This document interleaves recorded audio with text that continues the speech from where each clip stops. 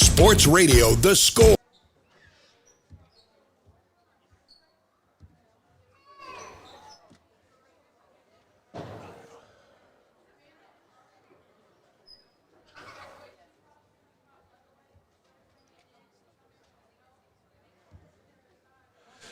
Test 1 2, testing 1 2. Test 1 2. Test 1 2. Test 1 2. All right, put Tyler there.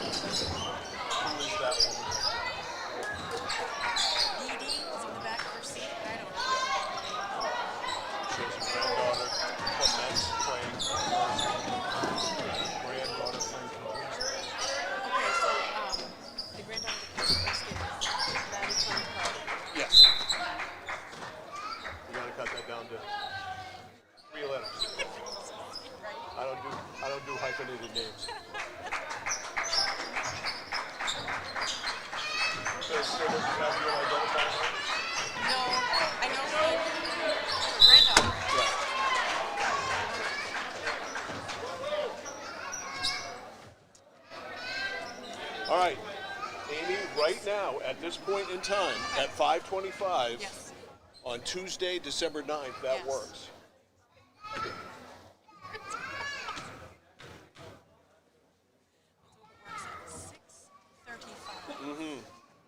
That would be a real bonus. Do you want me to switch with you? Eventually, Okay. I'm going to put you Wherever you... right where you are. Okay. I'm going to be, because I've got to be able to, Yep. I'll be here. Wherever you need me.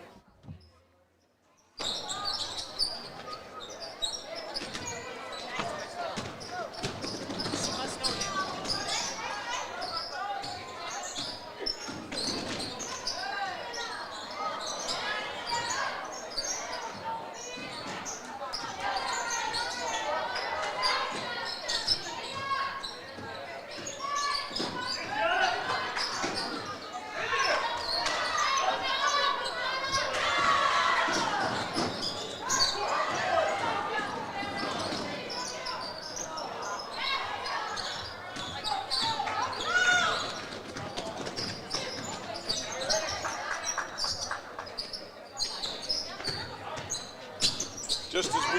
Just as we talk about it, Ryan texts me. Is it working? As of now, Palmer, it is. Is there no other coverage? That I know of? No. Yeah. Is there one? Of course. There's probably 8 million of them. Yeah. But then you would have to buy it, right? You have to Oh, no, it's all free. It's all free. It's all offered online. Okay. And AJ, God rest his soul, is the one who did all this, and it worked great for him. He would run, most of the times he'd produce push buttons and run the scoreboard at the same time, and he has a degree in digital video production. So that's his jam. These kids, they know this shit They do. like it's the back of their hand. With me, without the education, it's all about repetitions. It's very true. I'm such a creature of habit. It's the only way I can be forced to how to learn something. I was sitting there with Ryan Saturday morning. He's got the laptop out and his fingers are moving so I can't even keep up. It's like when you try to tell my dad how to take a picture on his phone. He doesn't get it. Yeah. But I also don't get the things that my sons tell me. No, you know, I have a son the same age as AJ. And Peter's the same way. I mean, he's an engineer to boot. So he'll come up and do stuff for me. I don't even try to follow it because he is incapable of slowing down. As long as they can do it for you. And he can do, right, and he can do, there's 8 windows open at once. He knows all the shortcuts to. I have to ask my students, how do I open this? How do I open that? They'll just say, control something, something. Oh. Come on, you don't know that? Like I said, I bet Ryan Bell can't write the cursive. You know what? He's a pretty. I bet he can. Yeah. I know neither of my sons can. They can only write their name in cursive. I know my son can. Yeah. Isn't that crazy? And I will. My daughter can. My son can. Is your daughter older than you? 41. Yeah. I think it's the time when teachers stopped. Plus, she has a normal brain that does not have ADD that your brother has. Oh,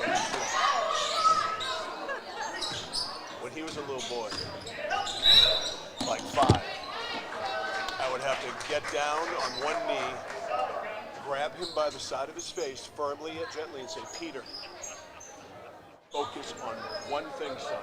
Focus, focus. I did that forever, and he still can't do it. But you know what?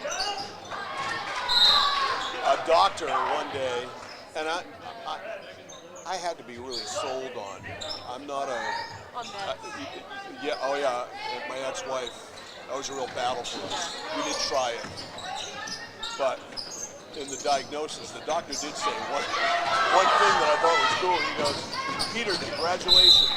You see all the things your parents miss. I thought it was great because it's so true. Yeah, that's true. Because you pay attention to everything. Yeah, he was medicated for a lot of the time. What? And Yeah, I'm not sure how I feel about it. then when he was 12 years old, he asked me, Dad, can I go off these meds? They make me not like food. Tyler, how you doing, bud? You and Amy meet yet? Tyler Millett, Amy Langtang. Amy is running the what are you doing? Scoreboard. That's going to work. Okay. Going to work. That if it works. Welcome to our little area. You're going to be here, Tyler. Yeah, sure thing. We're going to put you there. Okay. Because I got to be up here to push the buttons. man the power. Yeah, sure thing. What are you doing, Tyler? He's doing color to my play-by-play. Yeah. Means I describe what's happening and Tyler tells us why. And he jumps in. Right. I love that.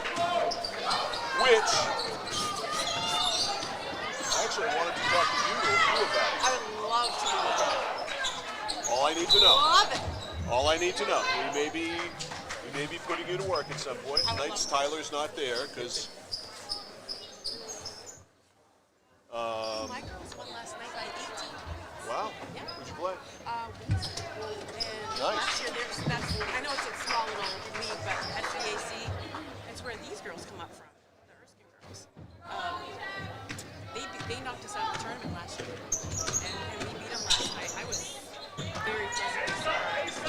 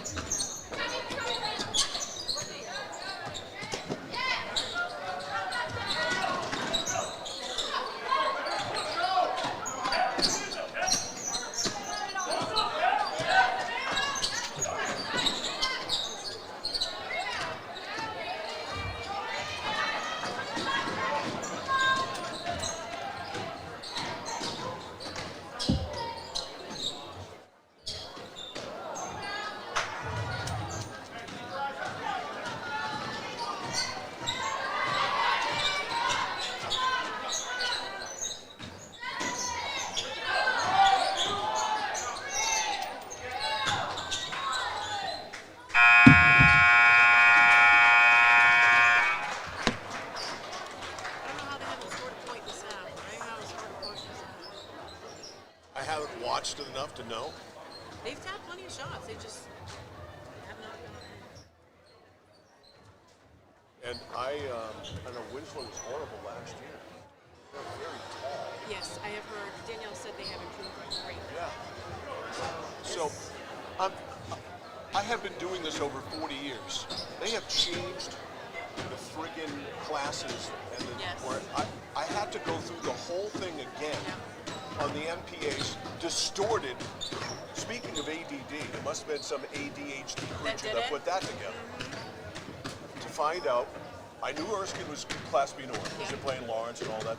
But Winslow's down to C this year in the South. Yep. It makes no sense whatsoever.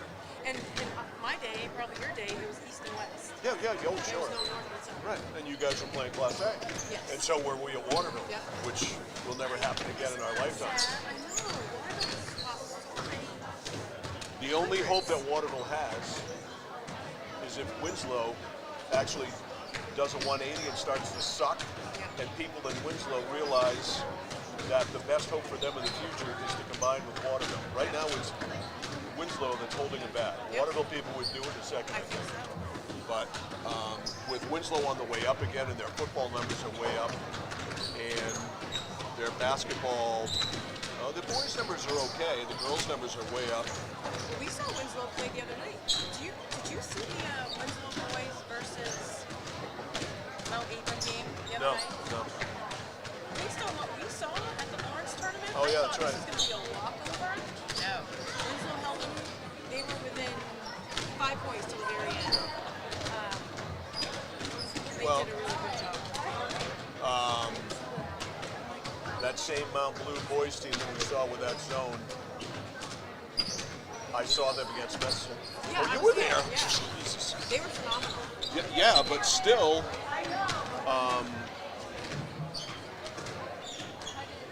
Mesolansky did at least at times provide an answer to it. Yep. I'd like to see Jason's a smart coach, Jason Pellerin. He'll figure out a way to get around it. I like Lawrence against it only because I think they can match him in athleticism. Yep.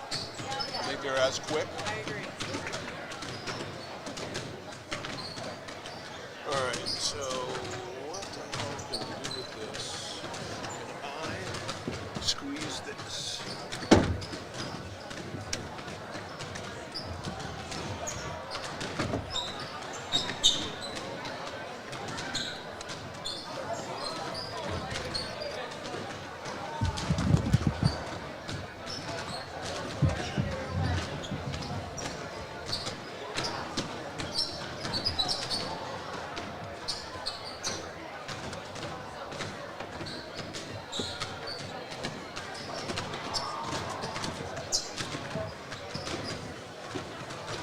So what's new and exciting, Tyler?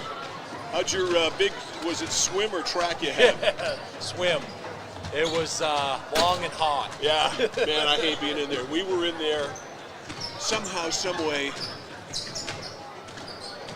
We got roped in a few years ago for some.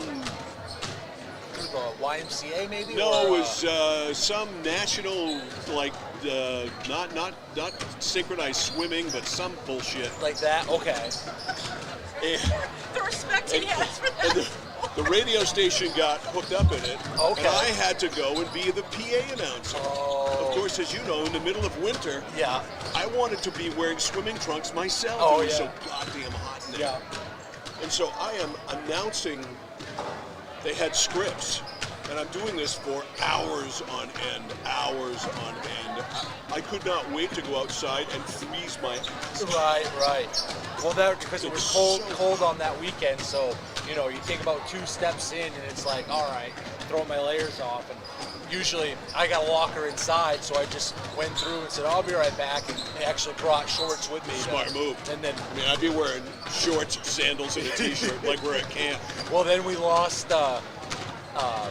They lost the announce board there on the speaker, so they had to change that out. So that was 20 minutes. Switch it out. And next heat goes on. They lose one of the boards on lane 5, so then they had to stop again for another 10 minutes. But then luckily it kind of worked out and made it go. But Meanwhile, while you were sweating your nuts off, we had a hockey game for the ages. Yeah, I tuned in after when I got home, and yeah, it was pretty high scoring, right? Yeah, with Thornton Academy. Yeah. Messalonsky looked like they were going to get blown off the ice the first 2 shifts. All of a sudden, well, Tatum Doucette took over. He scored 3 goals in a row. Yeah. But then Kirk started making some saves. The rest of the team started checking, and they started outplaying them. Oh, awesome. And then it's 4-4.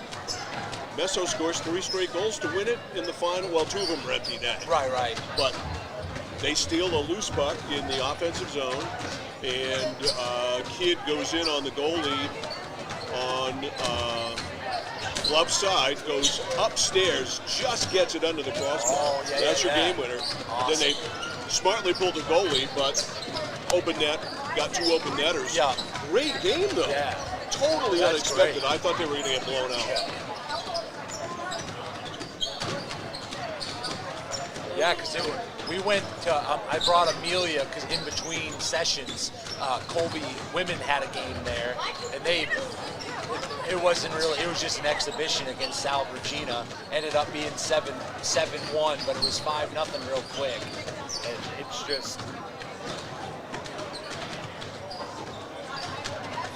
Amelia got more of a kick of the woman official than the team. Especially with their names on the back. She got a kick out of that one. Then the teddy bear toss, she liked that too. How old is she now? 6. 6. Still in full-blown Santa Claus. Oh yeah. Buddy the Elf is making his rounds and moving all over. She has got a performance tomorrow at school. So the first grade's performing and Erica's classes as well. So this should be a good time.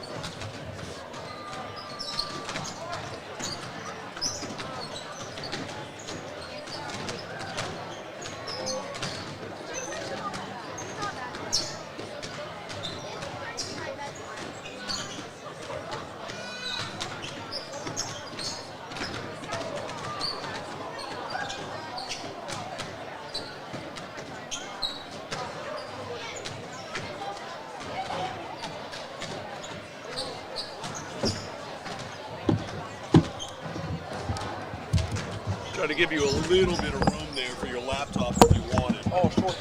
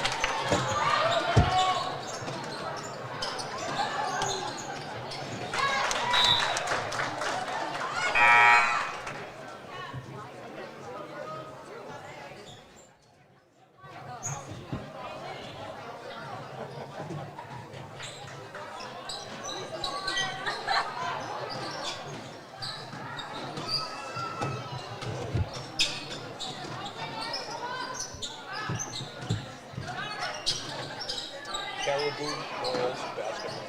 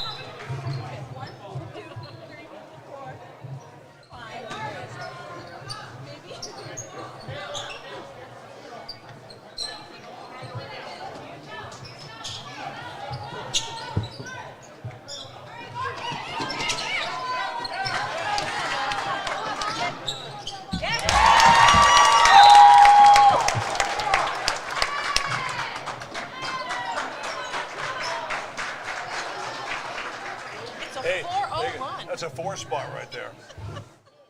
A 4 burger. I did, excuse you.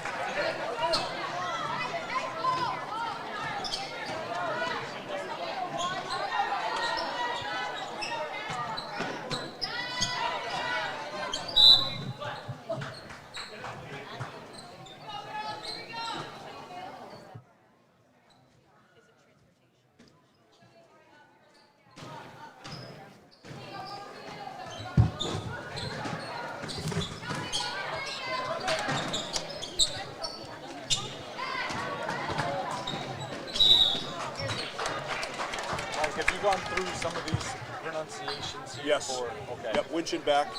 Which in there? Winch and back.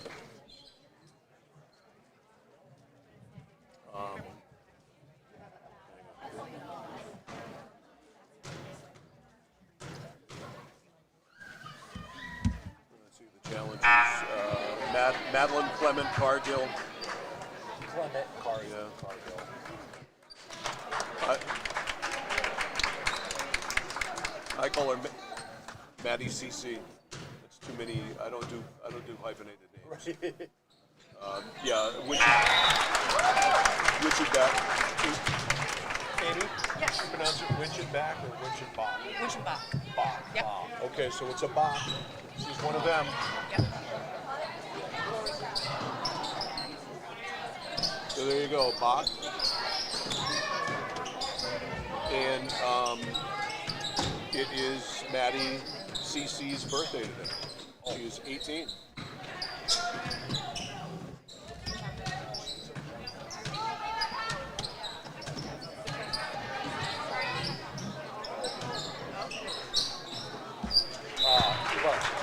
Leopards. Leopards, yep.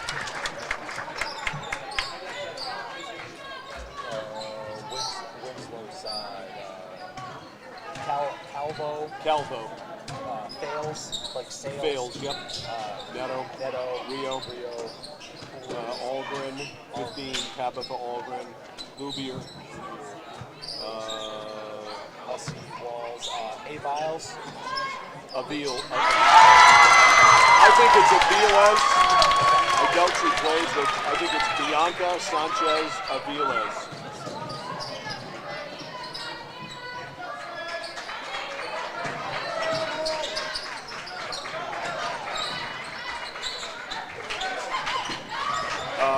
The Calvo girl, Savannah Calvo, her grandparents are Mike and Jill Fortin. Oh, okay. And is it Is it just Trevin? I say Trayvon. Okay.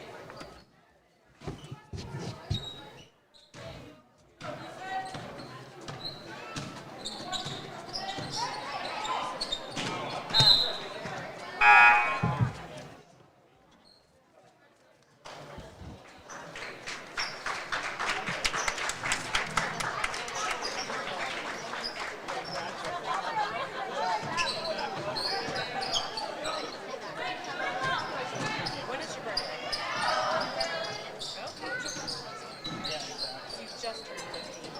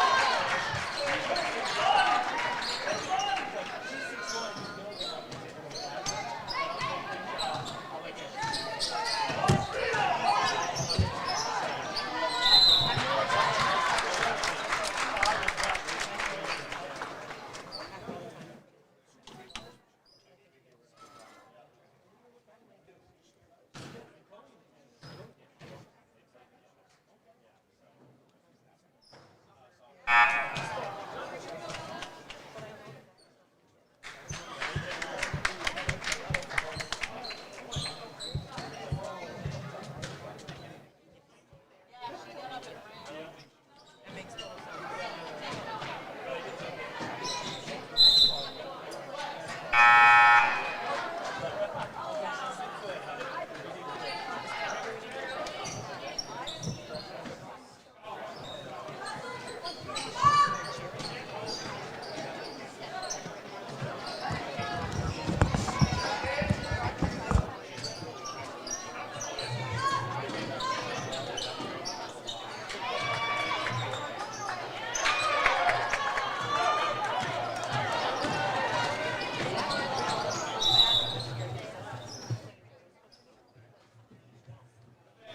You have starters yet, Mike? Or? I do.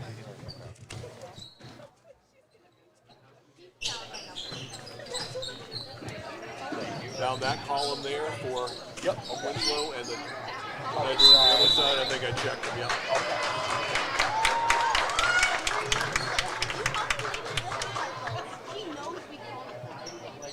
Yeah, but she wasn't mad.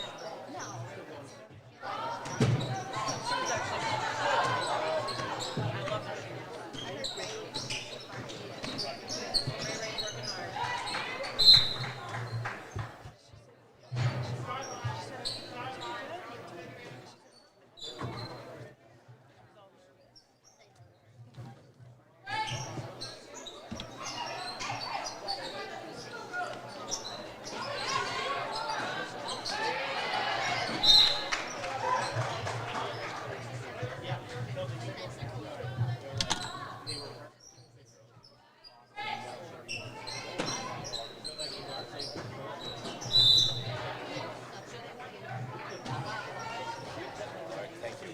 Yes, sir, you're welcome.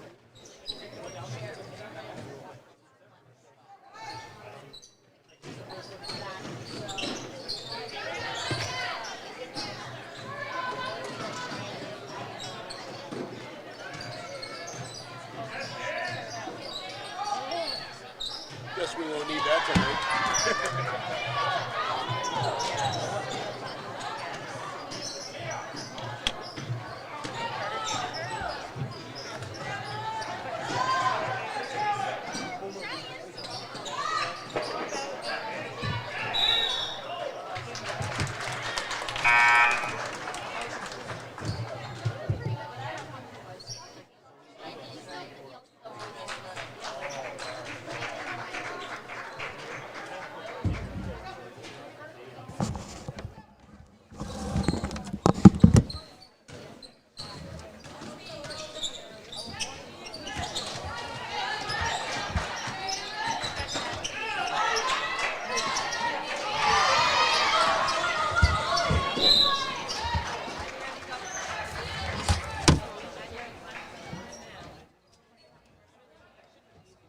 Evan James is in the house.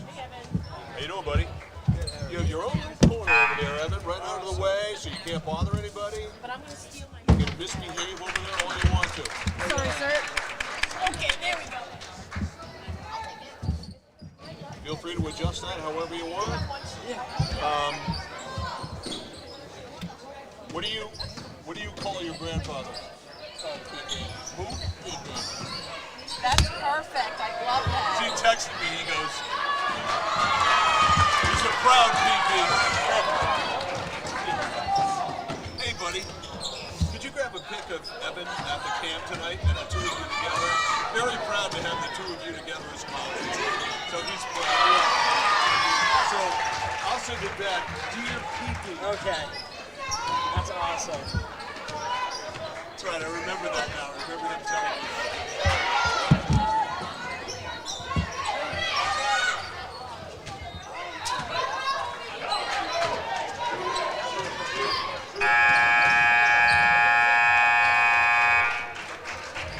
It's got to be nice to be in school and be paid for it, huh? It is. Mr. Carter, I have a question. Do you know who's officiating the varsity game? West and McGovern. Thank you. Nope. It'll be Mr. Thank you, Chuck. I know West is Joey. West and McGovern. Okay. All right. Well, we're halfway home. Oh, you went to Ottawa. You tried to hockey. Very quickly. Do you know what that is? Are you kidding me? I broadcast virtually every game he ever played. Okay, Barry Cookie is my great uncle's grandson. So I Okay. don't know what that makes him to me. Something.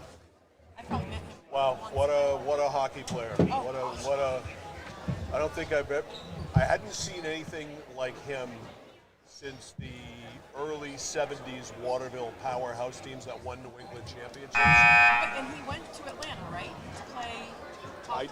I lost track of him. Didn't he try to go to Maine? I lost track of him after high That's a good question. He married one of the twins there, Cora and Waterville twins.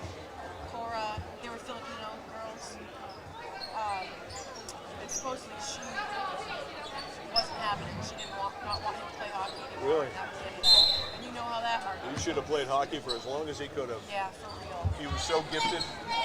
He was a little bit of an attitude Yes, issue, he but did. he could skate like the wind, and he had a pair of hands that was. I saw him do phenomenal Yep. things. He had a perfect last name, hockey name. Yeah. And he's in his 50s now. I'm sure he doesn't play. Yep. Yeah, he was something else.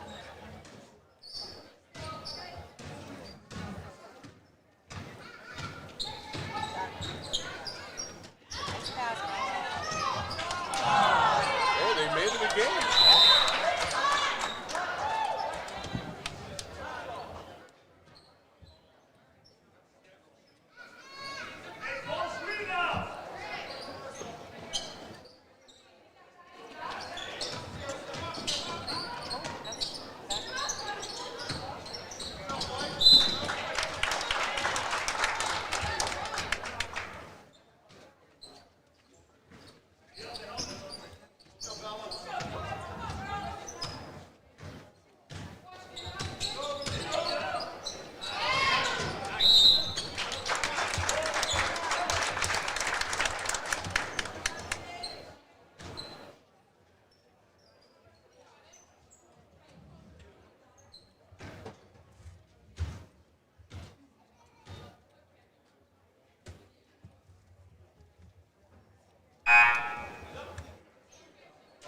Yeah, he did play at Maine.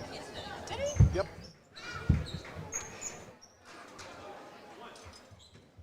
Played a total of 46. He played almost 70 games at Maine. Was he on Sean Walsh's team? Yes. So did he win one of those national championships? Yes. Oh, wow. See, that's how Then he close played for the Utica Blizzard and the Jacksonville Lizard Kings. Okay. And then that was it, 1997. Are either of those teams in the semi-pro? Yeah, oh, they're professional teams.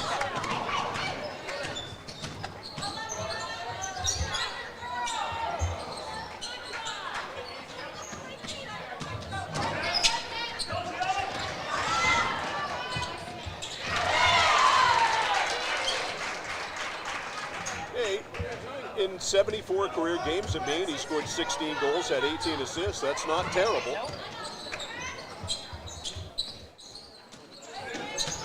No, he missed the first title team by 1 year. They won in 93, and he played in 93 and 4. I remember watching that in college in my little apartment.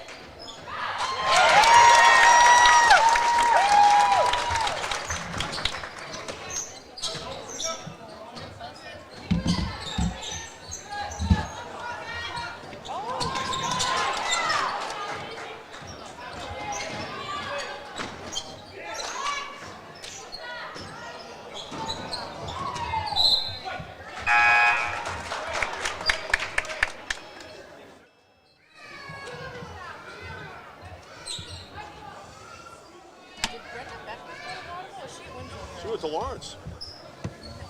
Yes, she did. She graduated with my ex-wife, 1975, Anne Marie. Your ex-wife's name is Anne Marie? Anne Marie Baldwin. Baldwin? Yes. Grew up in Fairfield Center on the Oakland Road, across from the Bellerin's Dairy. Is she related to Crystal Baldick, Mark Baldick? No. Okay. Different faction of Baldwins. You said Anne Marie, and that's Pete Diane's daughter. Oh, really? Yeah. A lot of Anne Maries back in the day.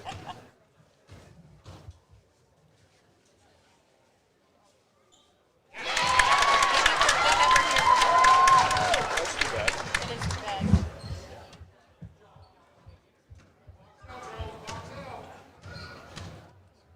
No, Brenda went to Lawrence, and she and Maria, I'm closer to my sister-in-law, my ex-wife's sister, than I am. We're like brother and sister. Well, sort of. She and Brenda were really good friends. So I became good friends with Brenda. And then years later, when she was coaching, obviously we became friendly. And then for a number of years, we did tournament basketball games together on Channel 5. We were partnered up, yeah.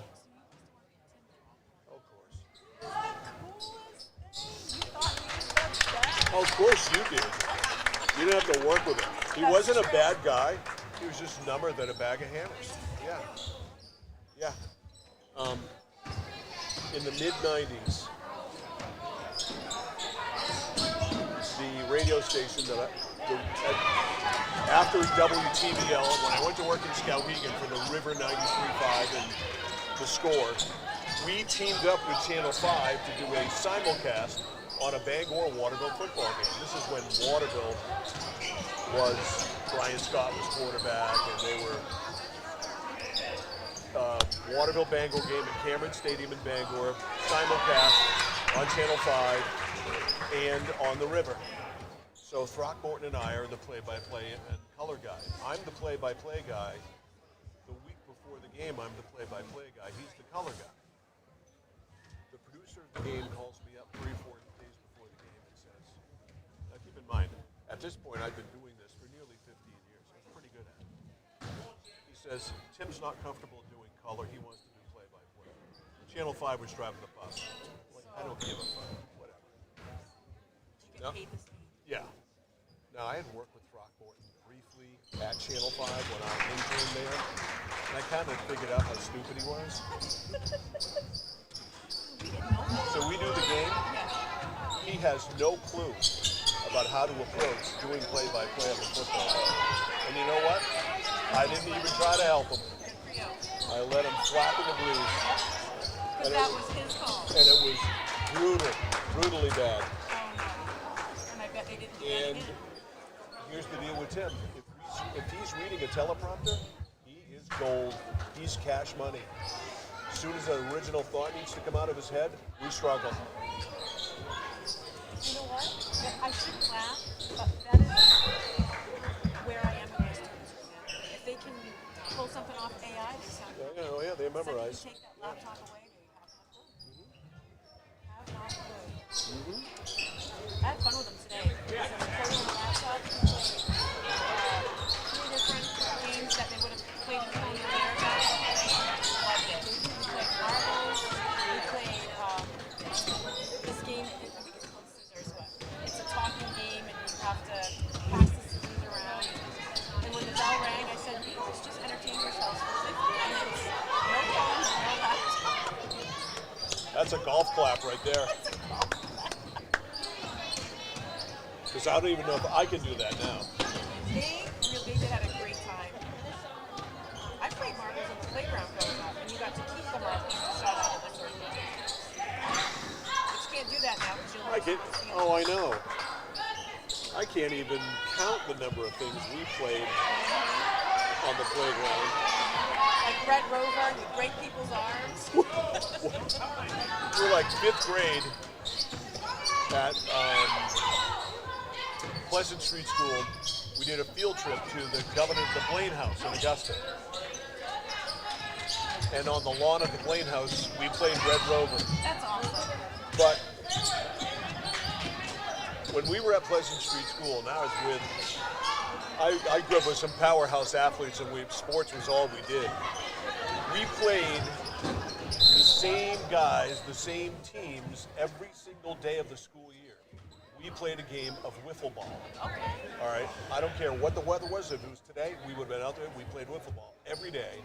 There was the bricks there. There's like a concrete or granite area between the bricks. That was the home run line. Okay. And we played wiffle ball every day. We kept track of how many home runs we were in our heads. Kids, they wouldn't even go outside on a day like that. No, absolutely not. We were like, screw this. In fact, We aren't missing a day of wiffle ball. yep, today they didn't have recess. They had to stay in. And then they used to stare at the laptop. We used to flip baseball cards. Are you old enough to know that? Winslow. And 23 to 20, wow. When it was 16-0 Erskine Academy early on.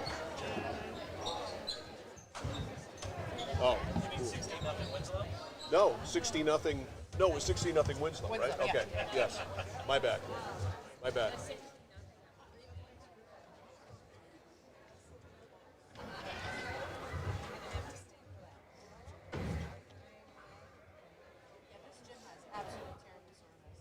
Yes, I'm hooked up to the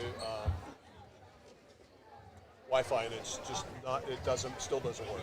Now we are hooked up to the Ethernet, which is excellent, but they're regular Wi-Fi in here, and we have a difficult time when we do games outside here of getting a signal with our really, really good, powerful hotspot. Has a hard time. It's a bad area.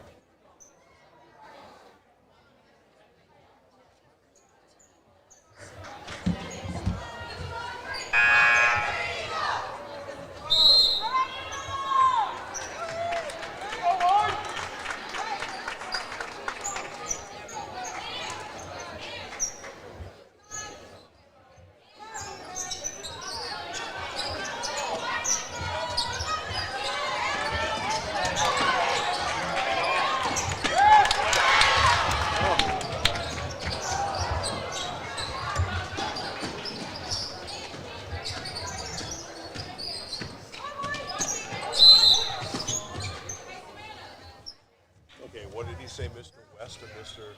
Montgomery. Write those down. Write those down. Mr. West, Mr. Montgomery.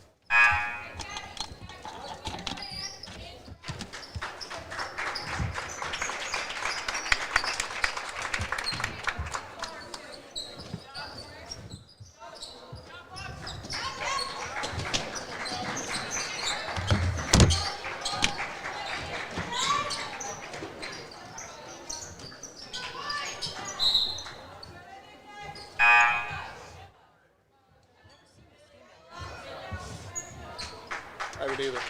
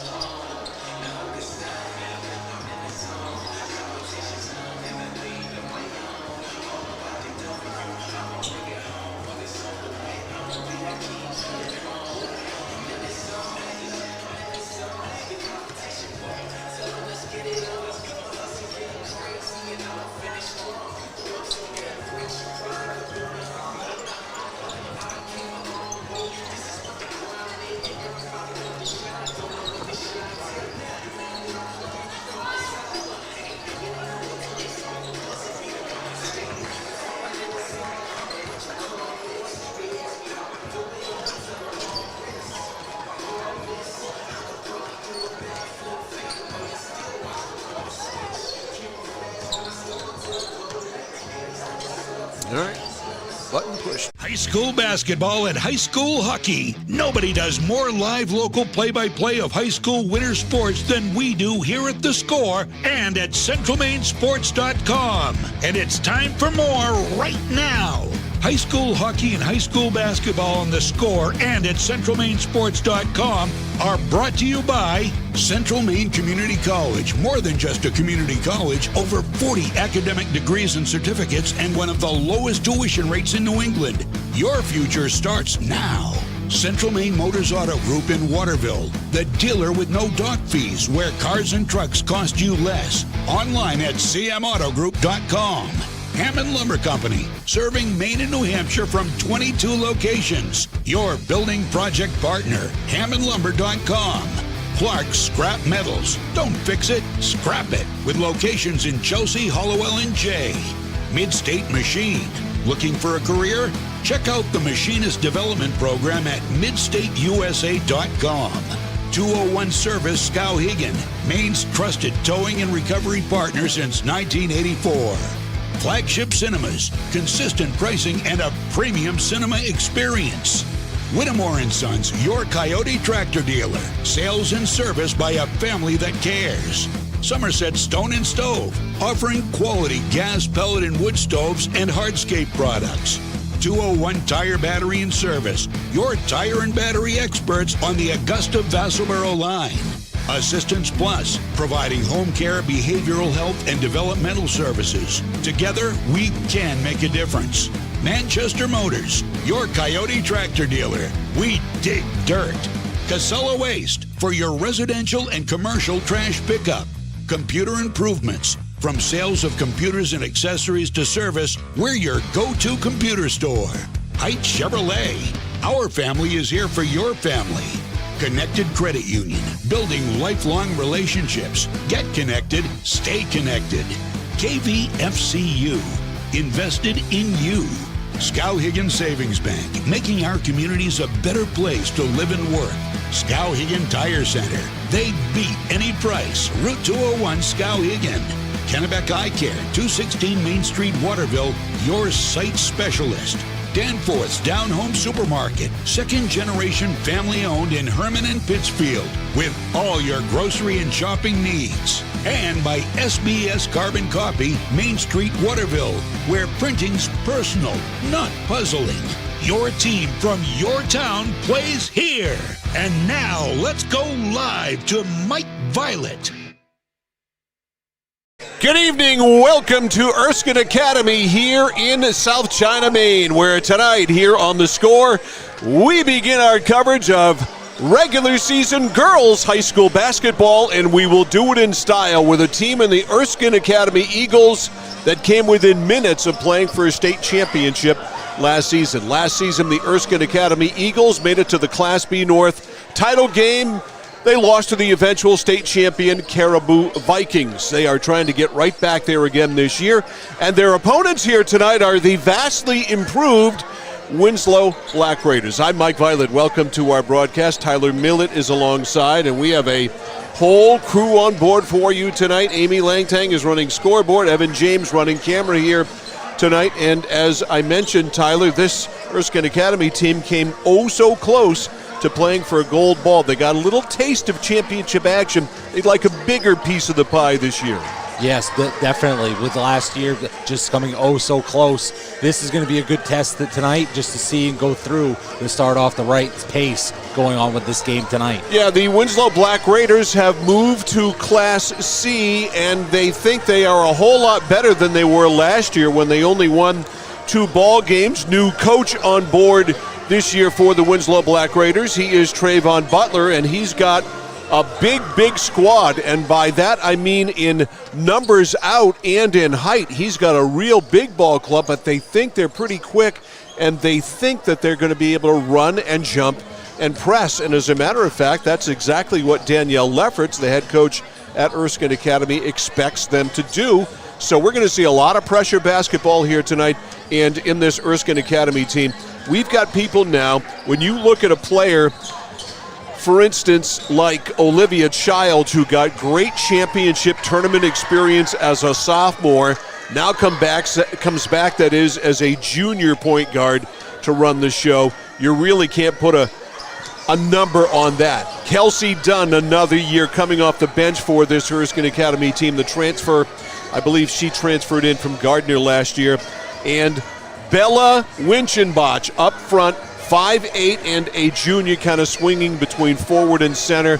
There's a lot of talent up front and a lot of experience now at the championship tournament level, Tyler. Yeah, it's coming up. This is going to be a good one to see with all that coming off with that last year. Deep playoff run, going to continue here with their success for the upperclassmen and continue to show the first years and then some what it's all about. Each team's got size. Each team's got really good guards. We should have a really good ball game here to open up. I think I inadvertently mentioned that this is our first girls basketball game of the year. That is in fact incorrect. We had Messalonsky and Mount Blue on Friday night. We had a twin bill. How quickly we forget. I apologize for the senior moment. So our second girls basketball game of the season between the Erskine Academy Eagles and the Winslow Black Raiders.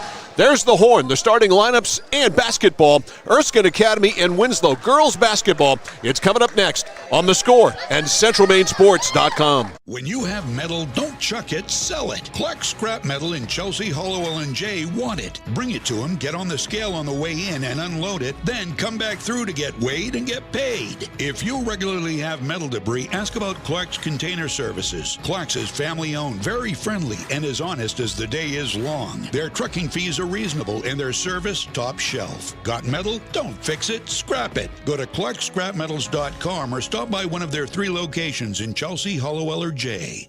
At Midstate Machine in Winslow, Maine, we manufacture complex components and large-scale turbines that power industries across aerospace, defense, and energy. We're hiring CNC machinists. And whether you're experienced or just starting out, we offer on-the-job training to help you build a rewarding career. Join our Safety First team, where your ideas are valued, and enjoy competitive pay with 2 weeks of paid time off starting on day 1. Apply today at midstateusa.com, where your career powers the future. Discover the printing experience you've been searching for at SBS Carbon Copy on 54 Main Street in Waterville. Tired of getting lost in big box stores? Whether you need unique business cards or large format printing up to 44 inches wide, customized invitations that scream you, we've got it all. Our team is here to print, copy, or scan with a smile. Fast, affordable, and with a touch of personality. Don't settle for ordinary. Dash over to mainprintingservices.com, where printing's personal, not puzzling. Notice the price of gas and oil lately? Thinking about a pellet stove? Pellets are a renewable resource that are economical, and pellet stoves don't have to be ugly or loud. Come talk to us at Somerset Stone & Stove. Let us explain why now is the best time to have your pellet stove installed. Wouldn't you love to have a gas stove or fireplace designed for your home? Let Somerset Stone & Stove design and install a Regency gas stove or fireplace that is just right for you. Let us customize your Regency gas stove or fireplace while you enjoy the beauty and warmth. Visit Somerset Stone & Stove in Oakland. It's that moment when everything comes to a halt. Mom, is everything okay? It's okay. We can call for some help. And what you need most is someone you can trust. 201 Service, this is Brandon speaking. How can I help you? Hi, yeah, my car just broke down. I think I need some help. At 201 Service, we know it's more than just about fixing what's broken. It's about being there when it matters most. Not to worry, ma'am. We have your location, and help is already on its way. Don't worry, honey. Help's on the way. Okay, Mom. Wherever you are, whatever the time, you can count on us to be there. Because in those uncertain moments, knowing you're not alone makes all the difference.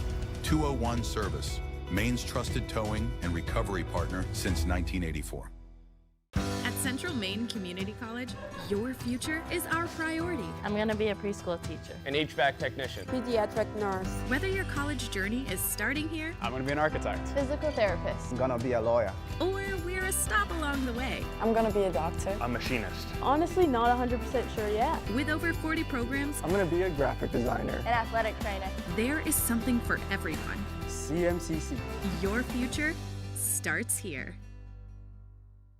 Casella Waste. You see their trucks everywhere all the time. That's because they're out taking care of customers like you. Roll-off dumpsters, they've got them 15 to 50 yards. And they're in your neighborhood picking up the trash so you don't have to worry about it. Weekly, bi-weekly, or monthly from 2 to 10 yards. Casella Waste will also deliver portable toilets when and where you need them. And they offer septic services. Call to learn more about Casella Waste. 872-8257. 872-8257 for Casella Waste.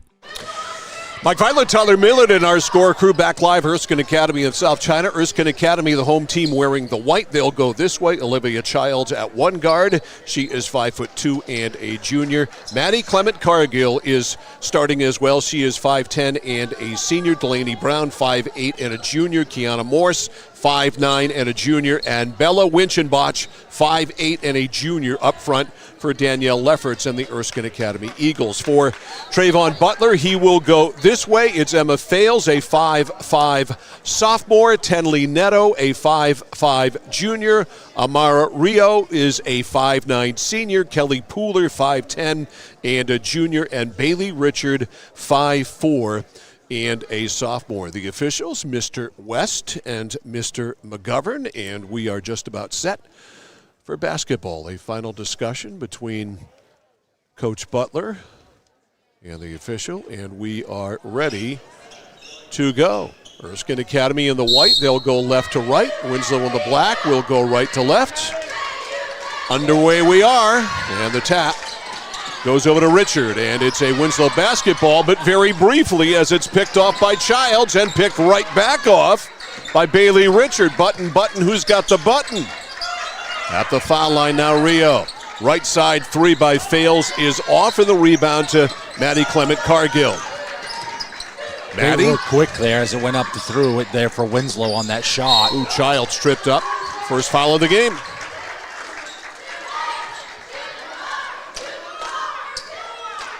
It'll be an inbounding situation here for Erskine Academy. Let's see, Maddie Clement Cargill. MCC, as we like to affectionately abbreviate her and call her. And finally flashing open. Outside is Brown. Now a three is no good by Childs. Rebound is a foul, yes. A foul called on Erskine Academy, apparently. So the foul on the Eagles, and inbounding here, Emma Fales against what looks like a 1-2-2 zone. Yeah, that was called against Brown, 21. Looked to be underneath on the foul, trying to go for that rebound, and just got a swipe of the arm. All right, in the back, it's Neto. Neto still in the backcourt. Richard, and a 5-second violation is called. 10-second violation is called. Both trying to feel themselves out here on this start, because both sides we've seen shots from the three, just not able to fall just yet. We'll see if somebody can get on the board. 44 seconds of basically nothing so far. Not a whole lot has happened. Here is Winchenbach. Winchenbach needs some help. A pass in close quarters ends up in a held ball, and it ends up going to Erskine Academy anyhow. So a ragtag start by these two schools. Erskine Academy and South China separated by what, 10 miles? Winchenbach can't handle the pass. She's on the floor. Winslow comes away with it. Now we got another held ball, and this one's going to the Raiders. So now we are up to 57 seconds of silliness. The early nerves here just starting out. We're going to settle down, see if we can move up the ball quickly here for the Raiders. Is the first regular season game for each team. And Erskine's pressure really causing Winslow a hard time, and Coach Butler gets a very good timeout because his ball club has been in serious trouble in the backcourt, Tyler. Yes, trying to see going up court. Just the pressure on both sides right now, just trying to get things going. As we've seen it go quickly up and down the court, just no shots being able to fall just yet, but going to be close here soon. 6:53 to go in the first, 107 gone, and we've had a plethora of held balls, couple of turnovers. And both team fouls, got one against Richard on Winslow, one against Brown for Erskine. Keep an eye on that. Of course, each team 5 1/4. That gets you shots. No more 1 and 1. Everything is a 2-shot foul after 5. Pass into Neto. Neto back to Fales.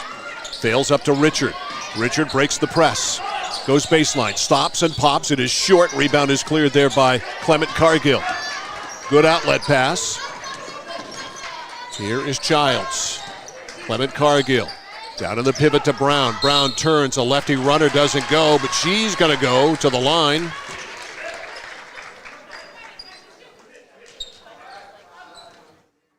Foul was on Fales, I believe. Yep, first against Fales. So 2-1 for team. At the line, Delaney Brown, 5'8" junior, and we are still pointless.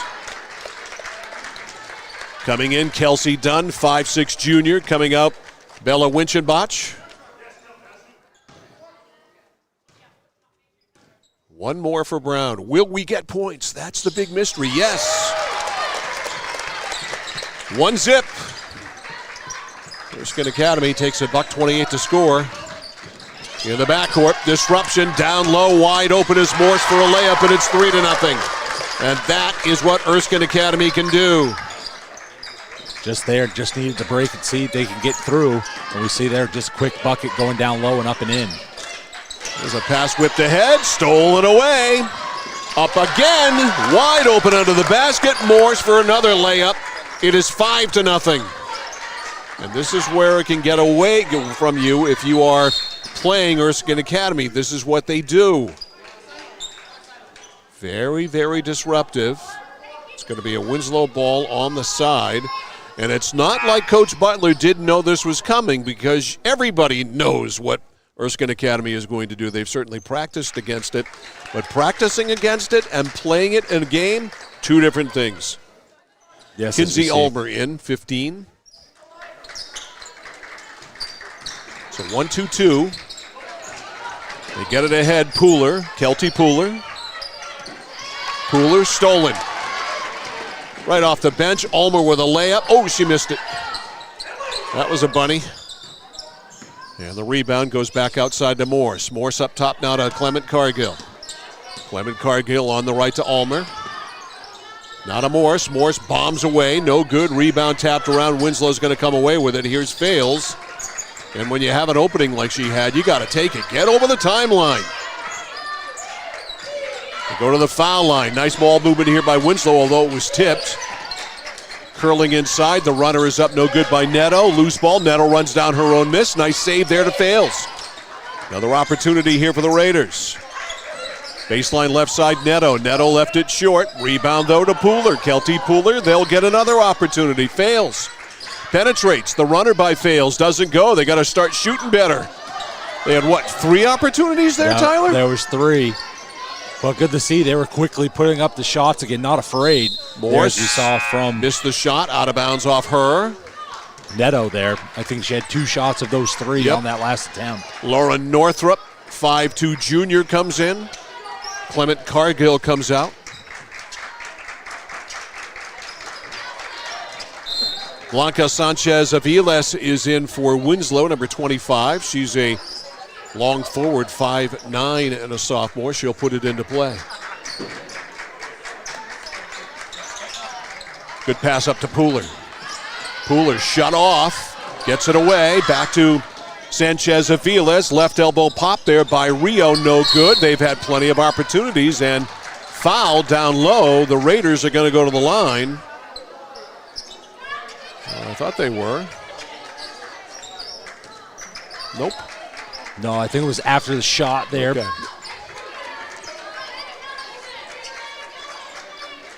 Sanchez Aviles, left corner. Richard, yes. Winslow's on the board. A 3-ball from Bailey Richard. It's 5-3. Winslow needed that. There's a bullet pass, hit a Winslow player in the back. Look what I found there, says Dunn. Dunn misses the shot. Rebound comes down to Neto. Neto has room. Shut off, though. She almost ran into the double team. Pooler under the basket, wide open. A layup there for Sanchez Aviles. And guess what? We're tied up. There's going to be a foul there called. just quickly here as it went up the side. Good for Winslow, though, as we've seen. Able to stay with the pressure there as Erskine came up. Able to cut through, find the player down low to go off the glass and in. Well, Winslow with some pressure themselves. Let's see what this does to Northrup and company. Northrup in the back, hooks the pass up. She threw it away. Pooler. Back over to Richard. Her pass is tipped. Man, we've had a lot of tip balls tonight. Morse, lead pass for Ulmer, and Ulmer back, laid up and in. That was Olivia Childs. And Erskine Academy back in front, 7-5. Possible 2-on-1, driving up is Pooler. Pooler traveled. Kelty Pooler a little ahead of herself. Coming in for Winslow, 23, Natalie Hussey, a sophomore. And sitting down, Amara Rio. So everybody getting a crack at playing tonight, that's for sure. Here in the first quarter, here's Childs. Childs foul line, baseline right side. Winchenbach is open. Oriana missed the shot. Rebound, dribbling out of trouble. There is Pooler. Pooler up ahead to Hussey. Hussey stops off the window. It is no good. Rebound, she runs it down. New opportunity here for Winslow. Neto against the zone, right back to her. Baseline left side, Sanchez Aviles. Aviles hooks a pass outside to Richard. Richard another three. That's a little bit off. Rebound, letting it go there, and it's out off Winslow. Trying to save it was Hussey, to no avail. And as we've seen thus far here for Winslow, able to follow through, try to get the rebound, get the ball back, and put up another shot. As you've seen quickly trying to go back there, because that one just went towards the end line before they could get back in. 2:59 to go in the first quarter. It's been a good one. 7-5 Erskine Academy. A three from the left wing is no good by Clement Cargill.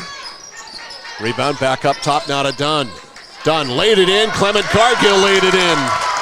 Yeah, it absorbed the hit there, able to find the player down low and put that up and in. 9-5. Nice ball fake, and the shot is up and no good, but going to the line here, Blanca Sanchez Aviles. Very smart ball fake. Bought her a little bit of time and sends her to the line. It's been a game of runs. A 5-0 run to start it by Erskine Academy. 5 straight by Winslow. Now 4 straight by Erskine Academy. Now that's broken. A free throw by Winslow. It's 9-6. 2:34 to play in the first quarter. One more here for Blanca Sanchez Aviles.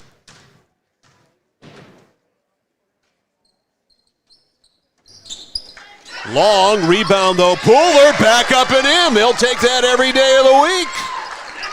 And it's 9-8. Sure, missed the free throw. I'll just gobble up the offensive rebound and get a putback. Great dribbling by Ulmer. Ulmer sets up an easy layup down low for Delaney Brown. 11-8. Erskine Academy by 3. On the left, Hussey. Hussey got ahead of herself and a little bit out of control, loses it on the dribble, out of bounds. It'll go to Erskine Academy. 2:08 to go in the first. MCC lobs it ahead, too far for Childs, but it's run down. Now a pass to the cutter there, Childs. That was traveling on Kelty Pooler. And as we've seen here thus far, Mike, going through for Erskine, the height advantage in the arm span, able to get up and disrupt here in front of Winslow. Yeah, they've definitely got hands up in the passing lanes. $1:58 to go in the first. Ulmer into Brown. Back to Ulmer. Ulmer, foul line right to Dunn. Dunn circles, goes in, has it stripped, stolen. Back outside MCC, left corner Childs, 3. It's too long, it was air. Rebound run down by Ulmer. Ulmer, foul line right, Brown for 3. That is no good. Rebound in the corner, Winslow smartly lets it go. And this is definitely... Oh, Trayvon Butler is upset with the call, and I don't blame him. I don't think any of his players touched that ball. To me, this ought to be a Winslow ball. It looked like it went far into that corner. I don't know from that vantage point on that far sideline if he was able to track it here, but from this vantage point, definitely looked like it was going in the opposite way. I'm not going to bother to run a rebound because we're not going to be able to see. Nice turnaround pop there from the right block by Dunn. 13-8. Minute 28 to go in the quarter. Right side Lubier. Lubier's runner doesn't go, but Isabella Lubier is going to go to the line. Foul called on her drive with a minute 23 to go in the quarter.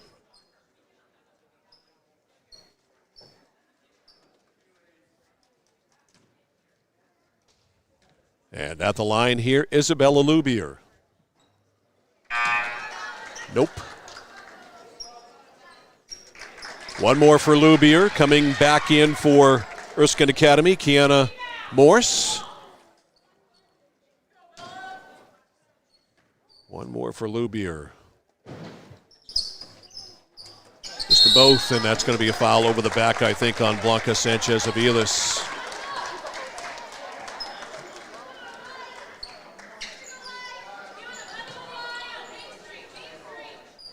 $1:23 to go in the first quarter. 13-8, Erskine Academy in front. 1-2-2 zone trap here. That's off the foot there of Morse and out of bounds. So Winslow forces another turnover. Back in for the Raiders, Amara Rio. Back out, Blanca Sanchez-Aviles. Fails in the game. Lob to Neto, and Neto got fouled. And with foul the bonus, on Dunn, and that's going to go to the line. Yep.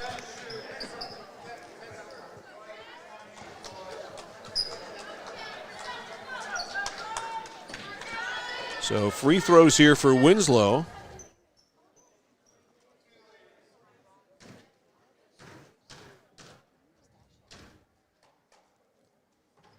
Rattles home. 13-9. We are off tomorrow. We got a double dip coming up on Thursday. College basketball in the afternoon. Bridgeton Academy at KVCC men at 1 o'clock. Second one is also good, 13-10. And then late night hockey at the Ice Vault in Augusta. It's Meso and Coney going at it for the first time this year. Oh, that's going to be fun. Game time 8:40 on Thursday night. Nice pass down low. Unfortunately, Lauren Northrup not able to handle it. And Winslow steals, and the Raiders, as they were headed up court, a foul committed by Northrup, perhaps in frustration. And more shots here for Winslow. Yeah, Northrup had it open, 3 here on the side that didn't fall. Then was down low to try to get that pass down to her and not able to connect on that one. So at the line here for the Raiders, Emma Fales, 5'5" sophomore. 13-10, Winslow down 3. Got to hit their free throws. They have not shot well from the foul line. When you're playing a team like Erskine Academy, you've got to take advantage. Second one is in. 13-11. 52 seconds left in the first. Wide open under the basket, and a foul called as Delaney Brown got that nice feed there from Childs as we get a look at the Mid-State Machine instant replay.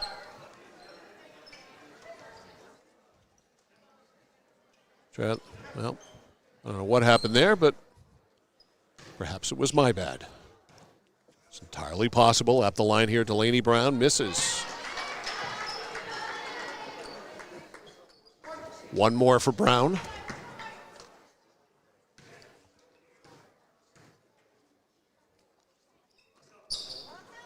Missed them both. Neither one of them close. Rebound picked off in there by Neto.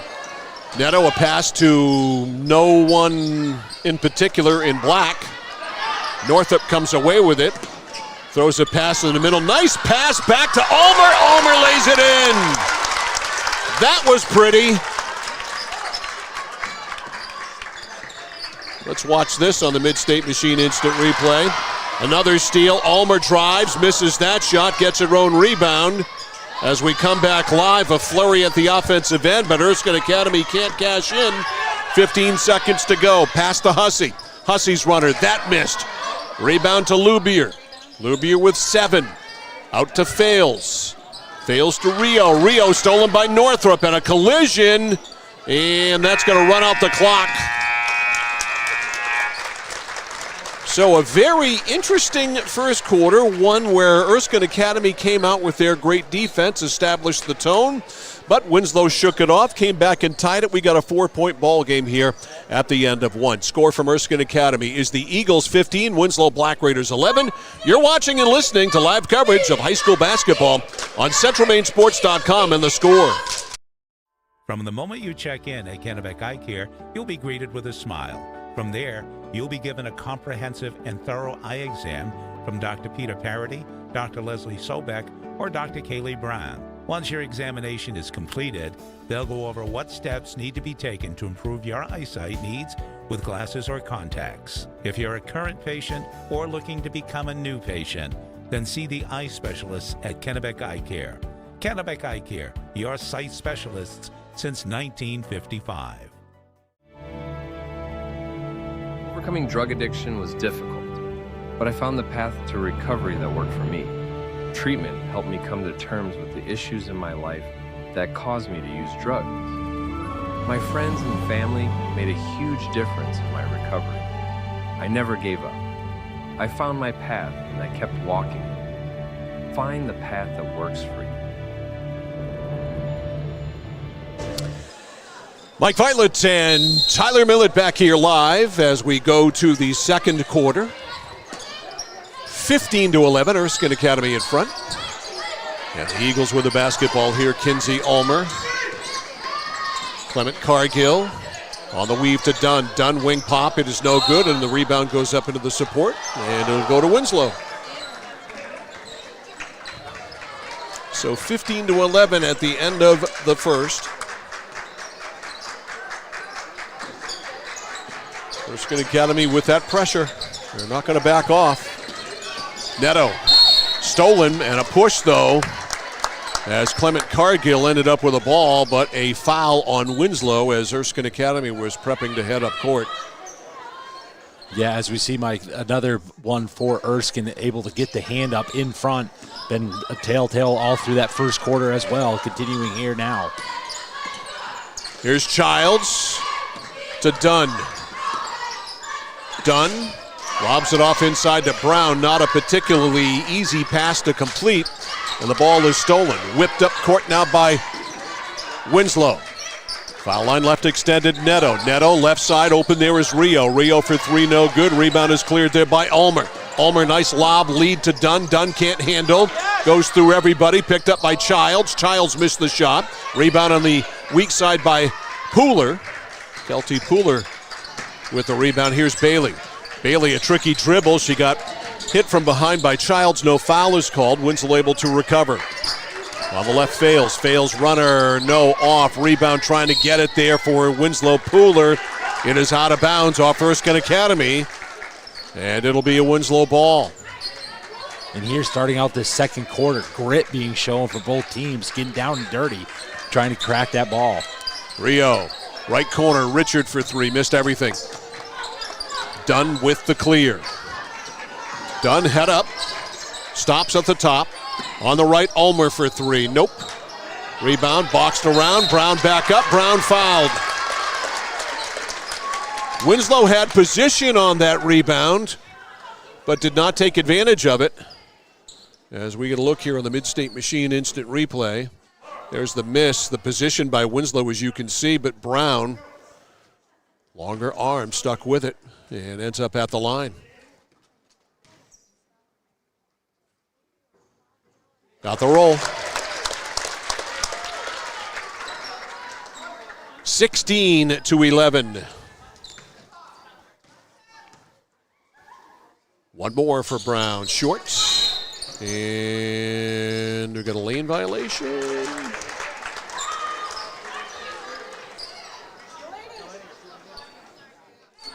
Yep, we do. One more free throw. A bonus here for Delaney Brown.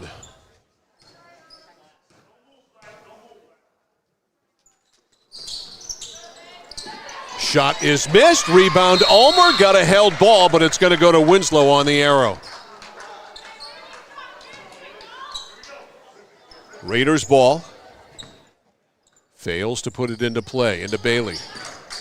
Bailey sees an opening. Smartly goes right through it. Bounce pass on the left for Neto. Neto stops. Fires a three. Almost banked it home. Rebound to Childs. Out of the shoot, Childs. Childs galloping all the way. Runner doesn't go. Gets her own rebound. Childs spins in. That doesn't go. Tries it again. That doesn't go. Third time was not the charm. Now it's out of bounds off Erskine Academy. Ball looked like it was attached to Ulmer's hands there, but she couldn't hit any of the shots. As you see, frustration from Coach Butler trying to get his players there to go in and go after it. Not make it a free, easy ball to go under layup. They've done way too much of that. There's a bad play there by Bailey. She threw it away. Stolen. Here's Clement Cargill to Brown. Brown, that's a push off there. Offensive foul, a player control foul, no doubt about it. Taking the punishment there, Emma Fales. 5:59 to go, second quarter. 16-11 Erskine Academy back in for Winslow. Blanca Sanchez Aviles.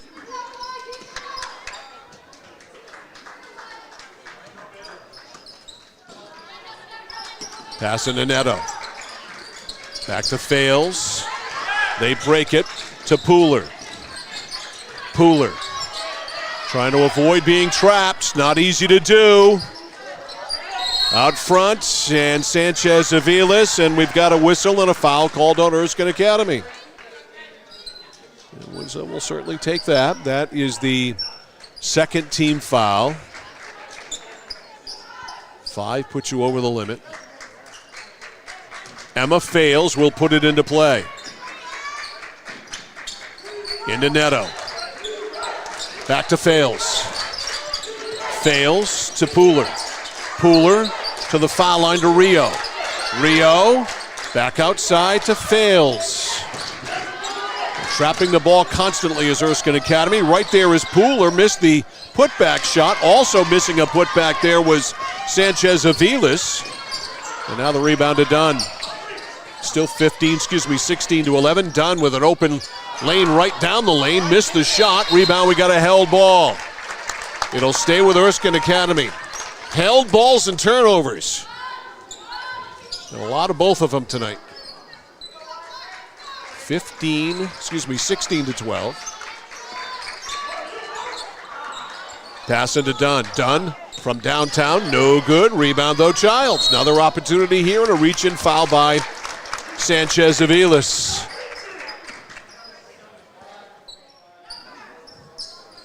.506 to go in the first half.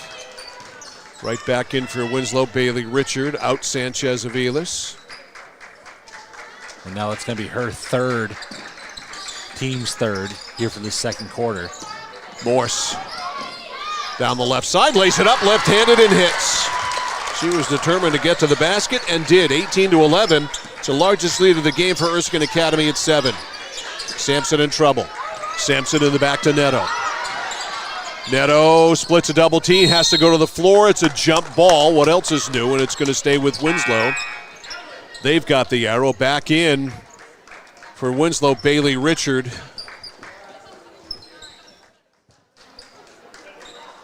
Sampson will inbound it right below us.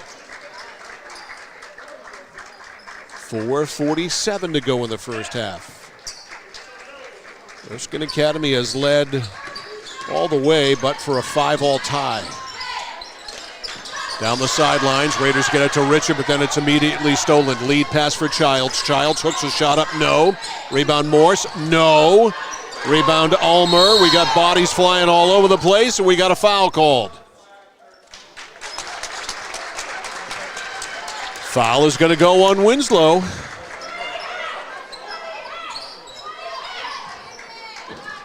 First against Pooler there for the Raiders. Trying to box out there. Got the elbow a little high into the body. Clement Cargill will put it into play. Wide open. Dunn for 3. Nope. Rebound Morse. Morse, underhanded scoop. Yes. That was pretty. And Morse now looks to sit about 8 points, leading the team now for Erskine. 20-11, it's 9. There's the trap. Ball knocked away. 3-on-1 here. Winslow ought to come away with something. Right side open. It rattles out there off the hands of Hussey. Couldn't get any closer than a 15-footer. That could have been a travel there on Northrop. Didn't call that. Loose ball. Northrop throws it up. Missed. Rebound weak side right there.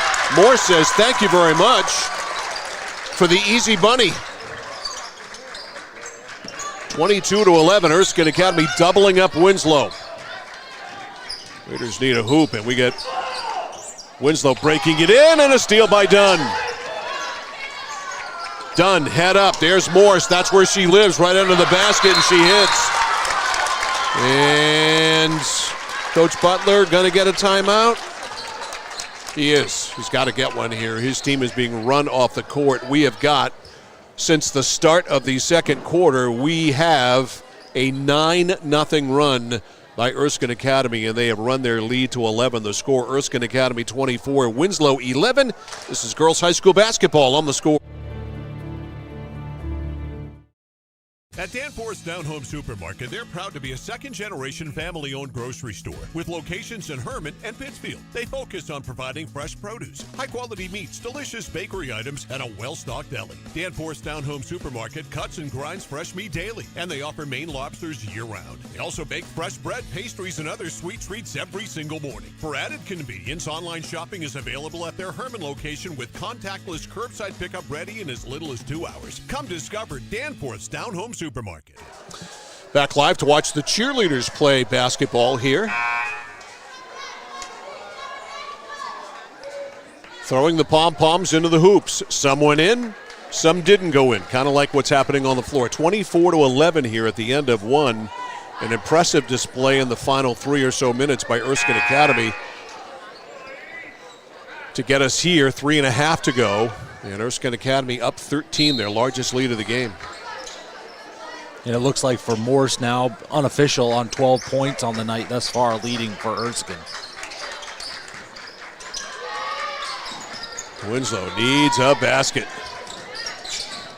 Ball knocked away, and on the drive, Bailey Richard gets a reprieve. It was knocked away from behind.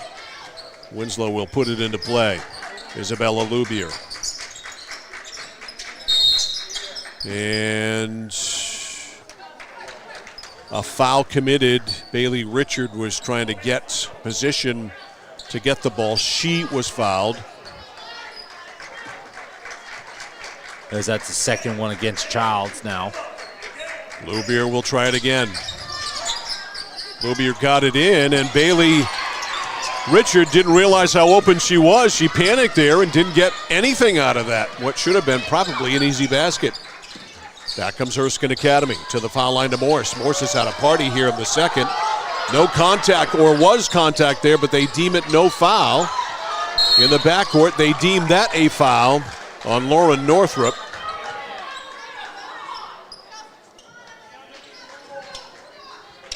It'll be a Winslow ball.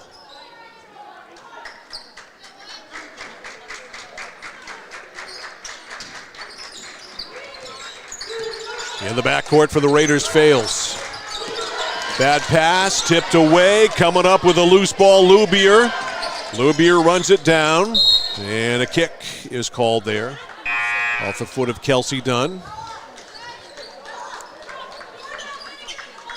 Lubier coming out, and Tenley Neto coming in for Winslow. Natalie Hussey to put it into play. Hussey into Fales. Fales circles to the top. 2-3 zone.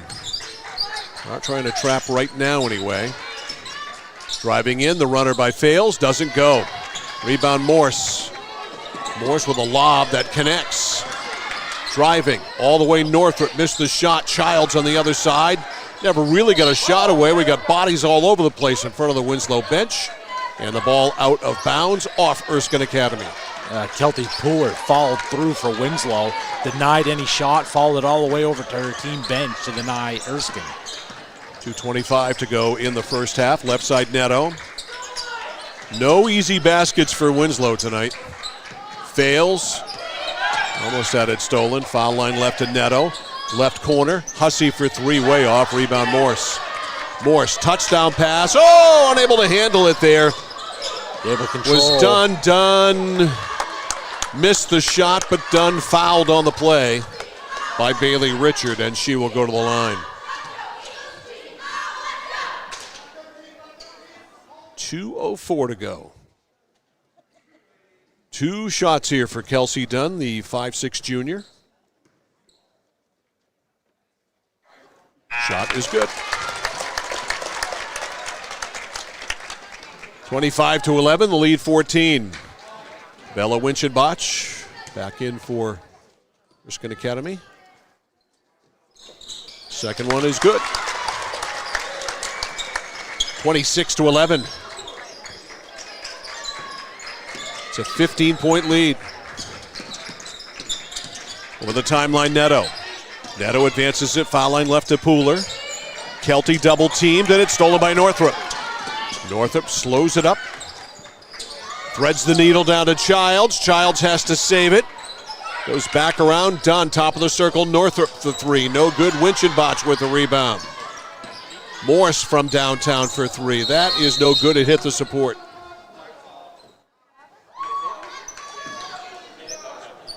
Hit the tiny guide wire.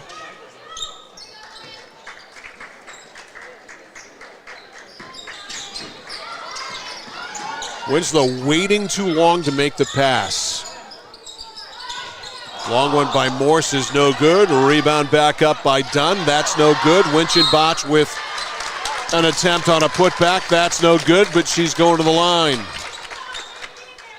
You cannot hesitate if you're Winslow in making a pass against this press. And they're just helping out Erskine by putting him in the bonus. Now free 2 shots on its way. Yep.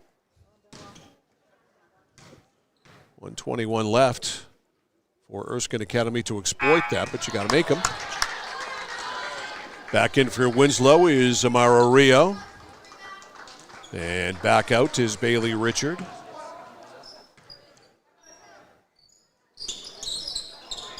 Over 2, but the rebound to Dunn. Dunn back up, no good. Missed that one badly. Loose ball. And guess what? We're going to get a jump ball. I know you're shocked. It's going to go to Erskine Academy.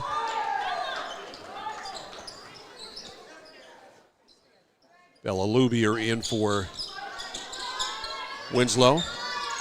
Around on the backdoor pass, and Childs not able to get a shot up, and she's going to go to the line.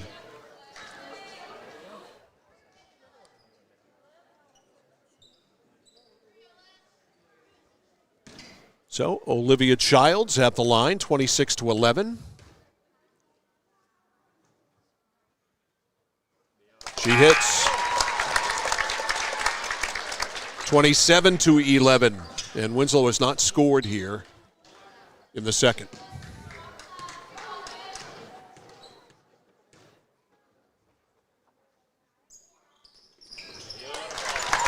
Rattles that one in, 28-11.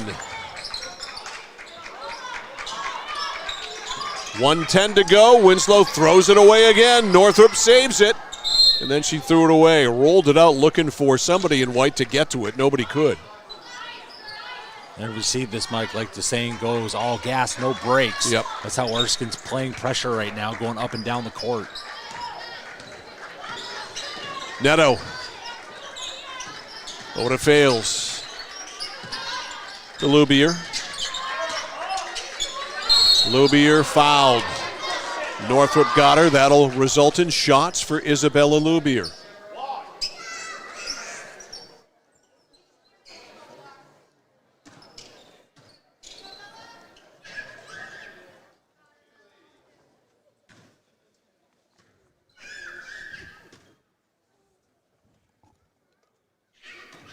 Nope.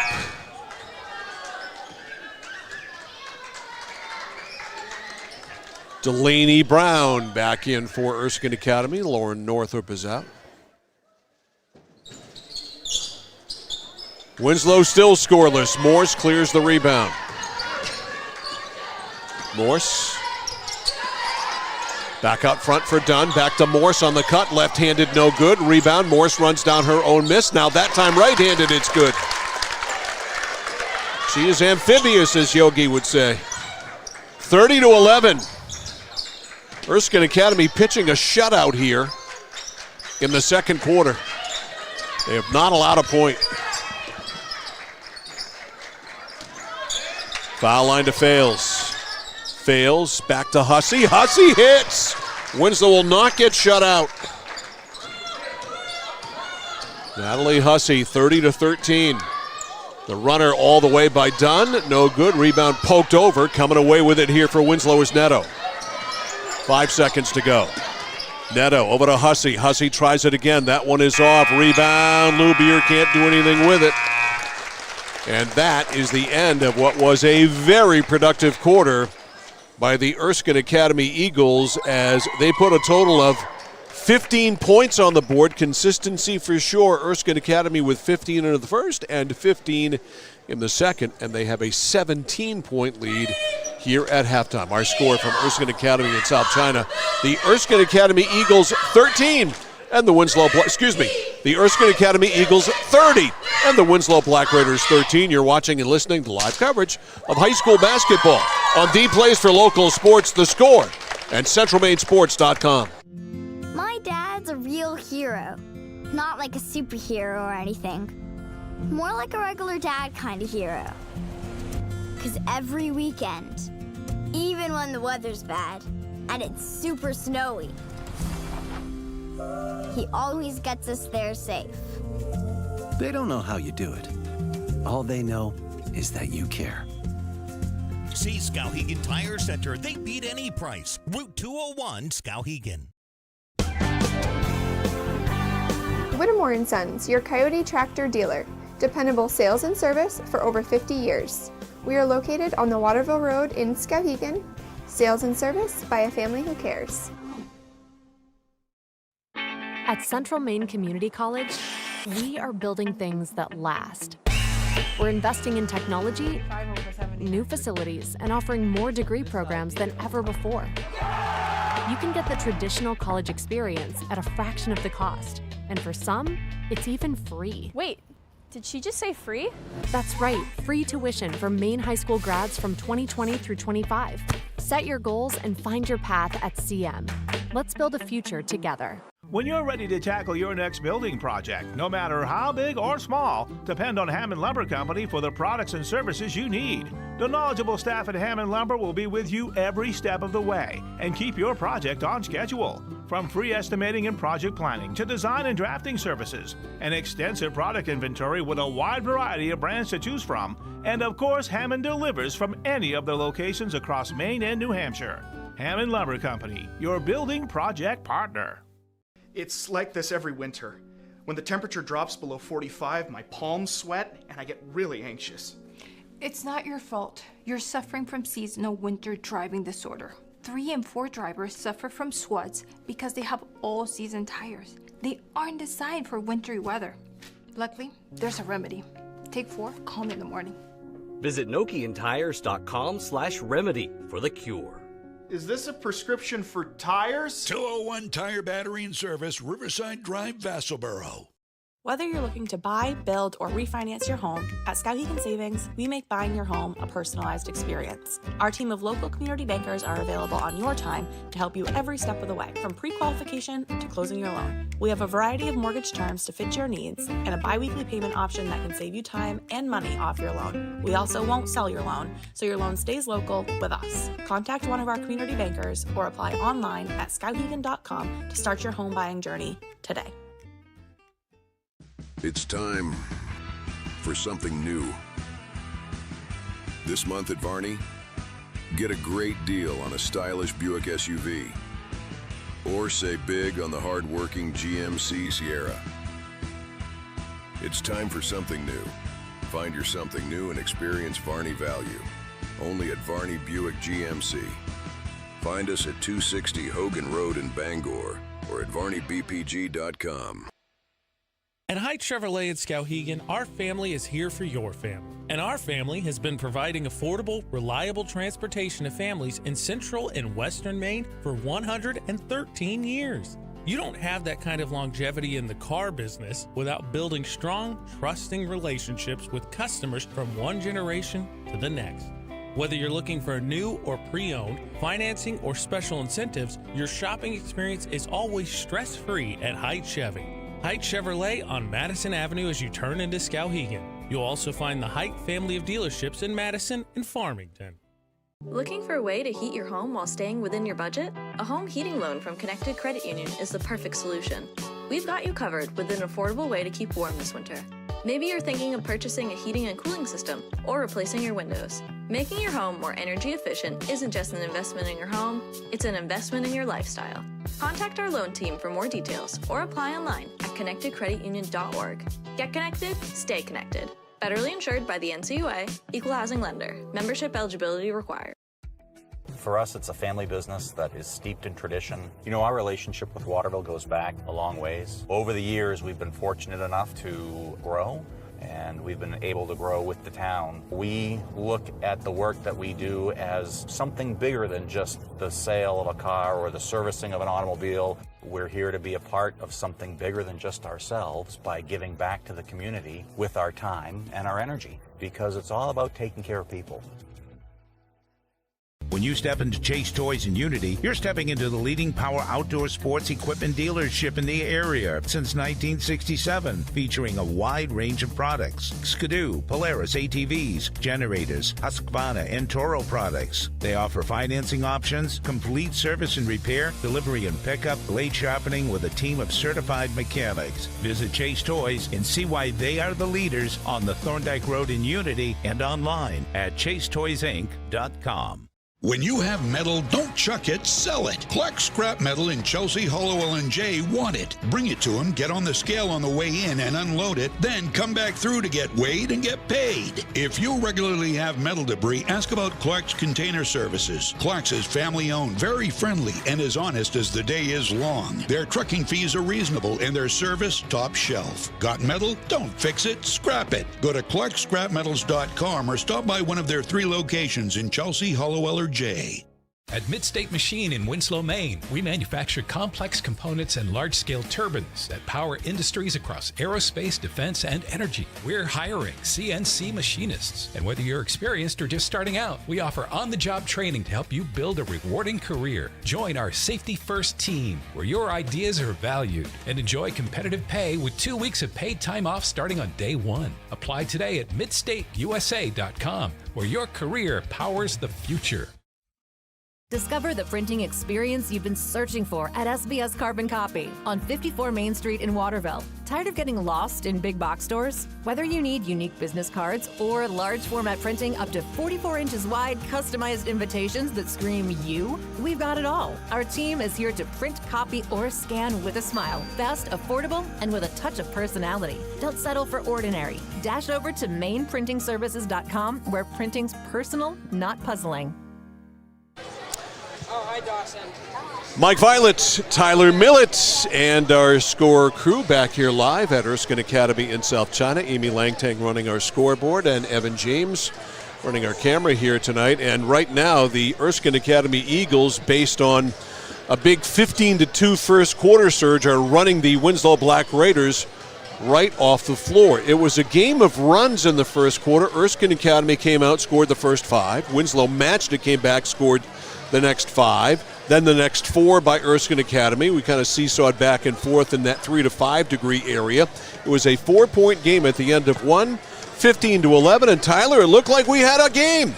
Yeah. Not so fast, my friend, because it got away in the second quarter, 15-2. Erskine Academy just absolutely smothered the life out of Winslow. Yeah, as we talked earlier in the pregame, you know, just from the Eagles forward, able to continue their success they found last season, able to bring it on here. You know, a bit of a sloppy play going through, a lot of lost ball, lost control, but just able to floor it and go through, able to get up, get arms in front, and deflect away and just keep the pressure on.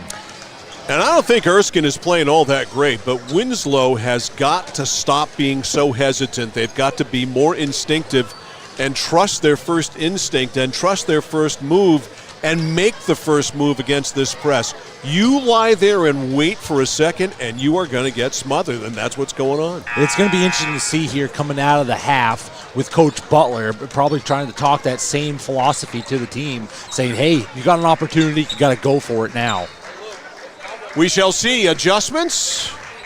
Some say they're overrated. I'm not one who subscribes to that theory, particularly in basketball, maybe football to a lesser degree. But basketball, you've definitely got to make adjustments, and Winslow's got to make some sort of an adjustment, and I think the adjustment is to be quicker and trust your first instinct and make the first move and not sit there and wait to get smothered by this press, because that's what happened in the second quarter to the tune of 15-2. In fact, it was 15-0 before that late hoop by Hussey. Yes, and like we saw earlier for Winslow, even if they didn't make the first shot, they had quick opportunities going down to put another one up and just haven't been able to fall. See if they can try to go back to that and be unafraid to go ahead and put something up. All right, Fales and Richard in the backcourt. Fales into Richard, here we go. Richard over the timeline, foul line left to Neto. Back to Richard out front. Now to Fales, now to Richard. Now foul line left, open Neto. Boy, it would help if they could knock down a shot or two from deep. They don't. Rebound easily. They get it up ahead to Childs, and Childs just drives to the basket, lays it in. Great pass by Morse. 32-13. The heat is on again. Neto to the baseline. Nice pass, laid it over, but unfortunately Pula not able to use it. Now Bailey Richard from 15 had a good look, couldn't knock it down. Ahead to Dunn. Dunn down low. There is Childs, and Childs is fouled from behind by Anariu.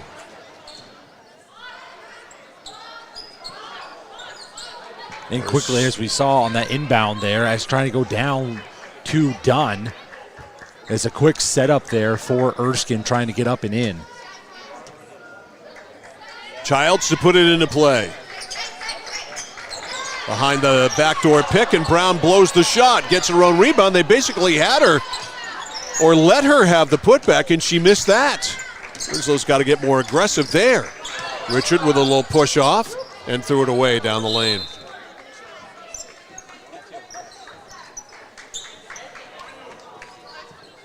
Erskine Academy ball, Winslow pressure. Pass into Clement Cargill. Maddie over the timeline. To Childs. Childs, baseline, right side. Brown doesn't take it. Loops it back out front to Dunn. Dunn down the left side, left-handed runner. Nice move by Kelsey, and she lays it in. 34-13. Here's a steal. Childs up. No. Clement Cargill, yes.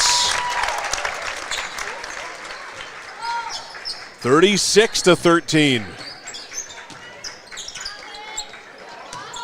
Fails. To Rio. Rio way too high off the support, as it turns out. Kinsey Ulmer ready to come in for Erskine Academy. She'll come in for Childs. It'll be an Erskine Academy ball.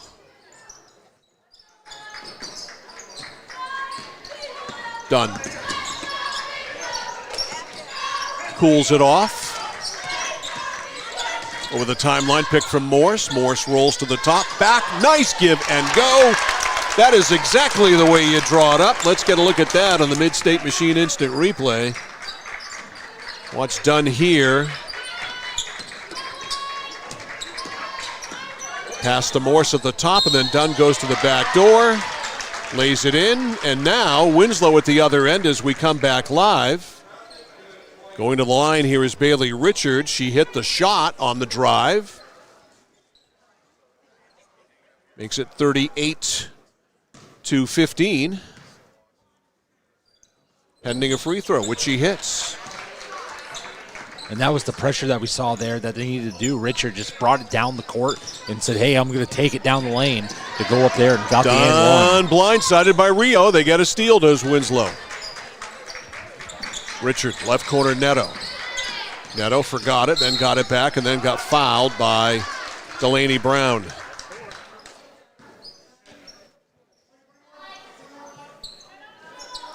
Inbounding situation here for Anna Rio.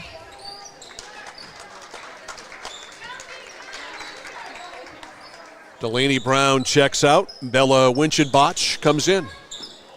Left corner three, that was blocked out of bounds there by Kinsey Ulmer. As that's now 4 personal fouls against Brown on the side for Erskine. Yeah. So they sat her, right? Yes. Yeah. All right, here's Moore stealing it. Floats a pass for Ulmer. Ulmer comes away with it. Ulmer, baseline's open, banks it in. 40-16. The lead is 24. This is as large as it's been. Neto against the trap on the sideline. And did she step on that sideline? She did.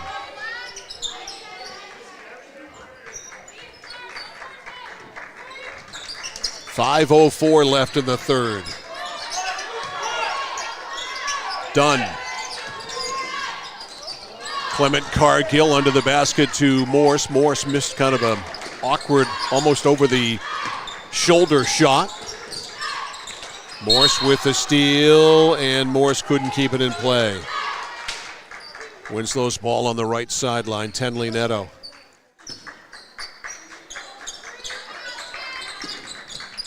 Into Richard.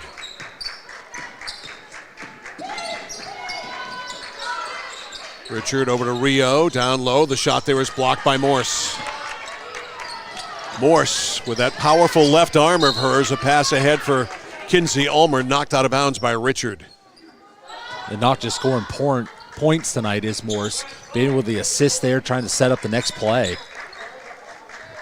Ulmer to put it into play. The lob looking for Dunn did not connect. Winslow comes away with a loose ball. On the sidelines, Neto is fouled, I believe. Fouled by Ulmer.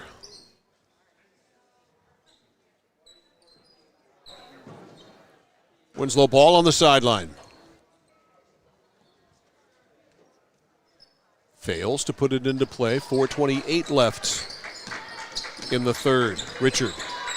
Right side, open Neto for three. Rattles home. Tenley Neto knocks it down. And we saw earlier in the game for Neto, able to put those shots up. That one falls. Need more of that. 40-19 into Morse, and nobody touched it. Went out of bounds. Looking to post her up. She was fronted and back. The ball went over everybody. And it's Winslow's ball. Northrup in, Childs in, Clement Cargill out, and Brown out.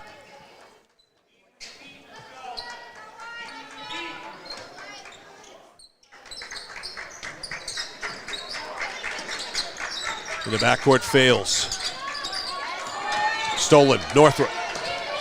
Northrup stops, fires for three, bang!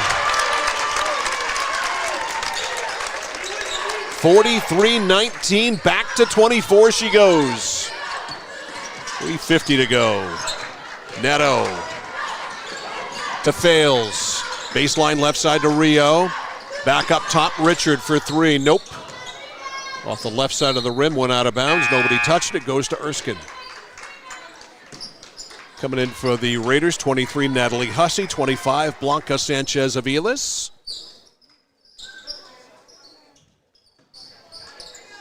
Northrup to Childs. Whoop, ran right into Sanchez-Aviles. Out of bounds off her.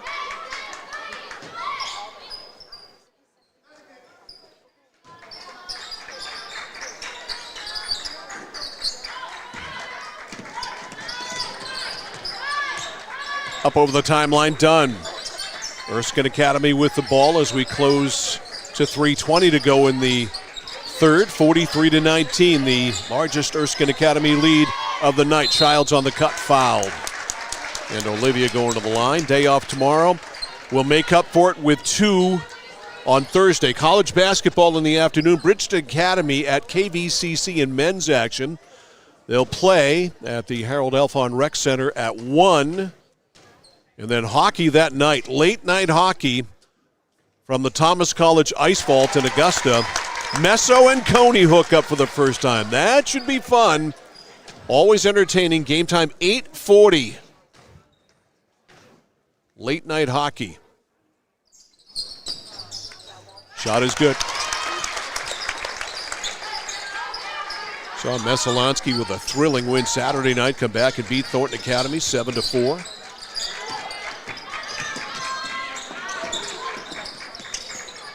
Sanchez Aviles way over the defense.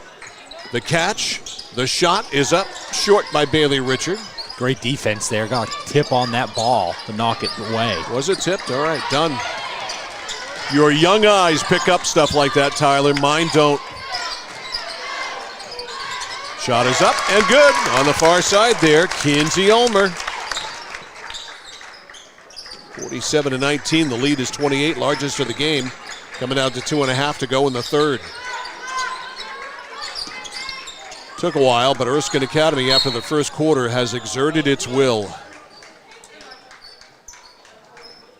I think Winslow's going to be okay, but it's tough to open up against a team that played for a regional championship and lost to the team that won the regional championship by 1 point. And they returned basically everybody from that team from last year. The schedule is going to get easier for Winslow as that's tipped out of bounds. So this team that won just twice last year, they're going to win a lot more than that this year. Fails. Back out deep to Hussey. Foul line left to Richard. Richard, nice pass inside. The cutter is Pooler, missed the shot. Kelty put it up too hard. Winchenbach with the rebound. Winchenbach, excuse me.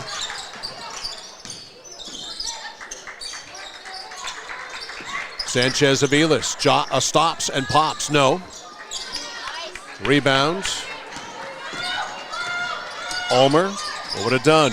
Dunn spins in. Dunn turns the other way. Missed the shot. Rebound comes down to Pooler.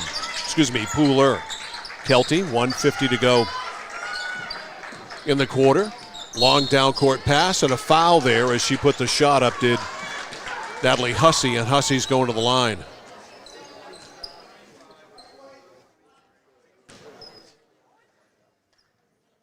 Oriana Winchenbach ready to come in.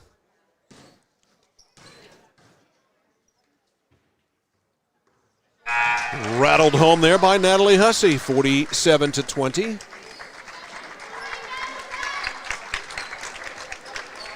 $1:49 to go in the third. Got them both. 47-21.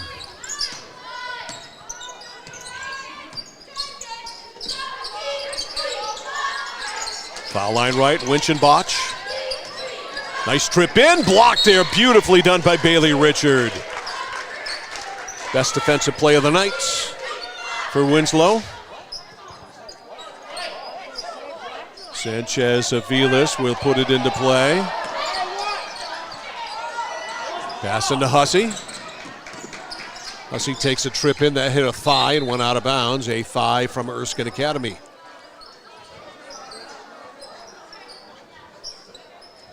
Sanchez Aviles and Winslow to inbound on the baseline. That is tipped out of bounds by Dunn. No, it's not out of bounds. It stays in bounds. And Clement Cargill comes away with it. Maddie up the right to Childs for three. Nope. Rebound, and Bailey Richard fouled on the play by Winchenbach. And in the bonus, Winslow's going directly down to the line for two. All right, chance to score here with the clock stopped. At the line, Bailey Richard.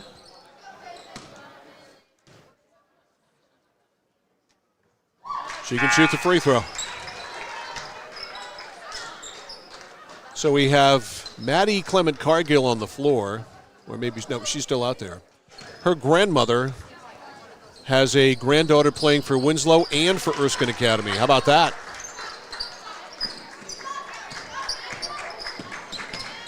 (47-23). Childs gets it down low, easy turn, and kiss off the glass by Kinsey Ulmer.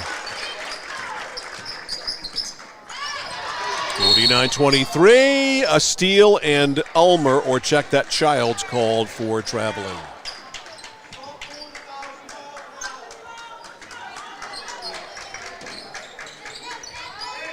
Into Neto. Neto with 55 seconds, gave it away. The turn, the shot by Ulmer, no good. The loose ball scooped up and in by Kelsey Dunn. The pressure just continues here for Erskine Academy. It's relentless. Sanchez Avila, some fancy ball handling, goes in, Euro step, and it's good! Holy mackerel, that was pretty. Let's get a look at that on the Mid-State Machine instant replay as the ball gets put into play. Sanchez Aviles goes coast to coast. Behind the back to the foul line, little Euro step action. And two, and back at the other end, a turn and a miss on the shot by Dunn. Ball up into the air and a foul on Winslow. Nice move that we saw in the instant that is replayed by Blanca Sanchez Aviles, a sophomore. And back live, it's an Erskine Academy ball, 17.6 to go. Back out front, Childs. And a foul on Winslow. That's the last foul they have to give, so why not take it?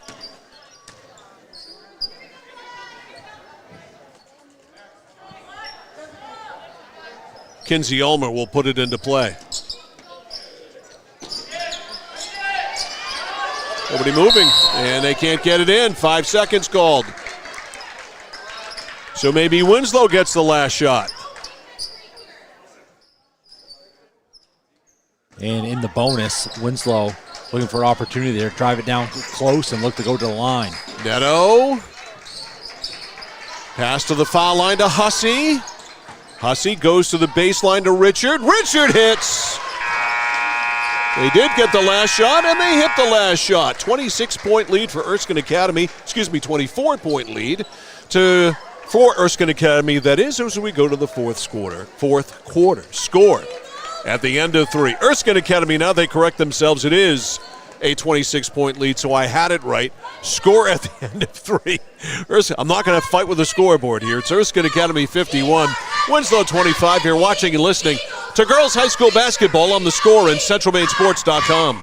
Notice the price of gas and oil lately? Thinking about a pellet stove? Pellets are a renewable resource that are economical, and pellet stoves don't have to be ugly or loud. Come talk to us at Somerset Stone & Stove. Let us explain why now is the best time to have your pellet stove installed.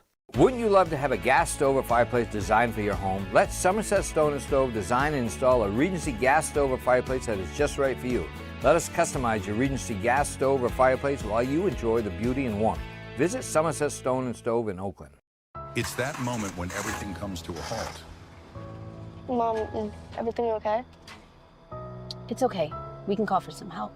And what you need most is someone you can trust. 201 Service, this is Brandon speaking. How can I help you? Hi, yeah, my car just broke down. I think I need some help. At 201 Service, we know it's more than just about fixing what's broken. It's about being there when it matters most. Not to worry, ma'am. We have your location, and help is already on its way. Don't worry, honey. Help's on the way. Okay, Mom. Wherever you are, whatever the time, you can count on us to be there. Because in those uncertain moments, knowing you're not alone makes all the difference. 201 Service, Maine's trusted towing and recovery partner since 1984. Well, guess what? It is 51-27. So there.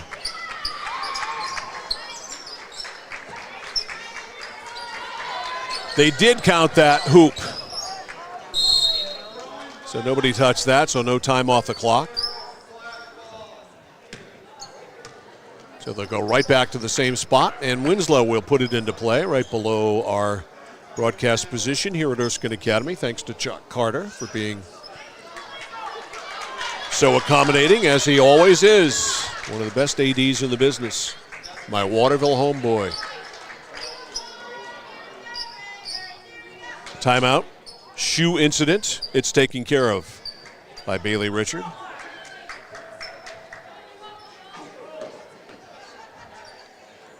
And eventually, this ball is going to get put into play. All right, Richard.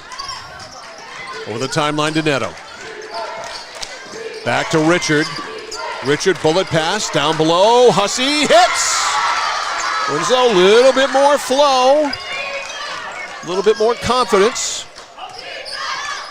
They've cut it to 22. Olivia Childs to Morse. Boy, Morse shuffled her feet. They didn't call that. She threw it away. They're going to get it anyhow, but that was a travel.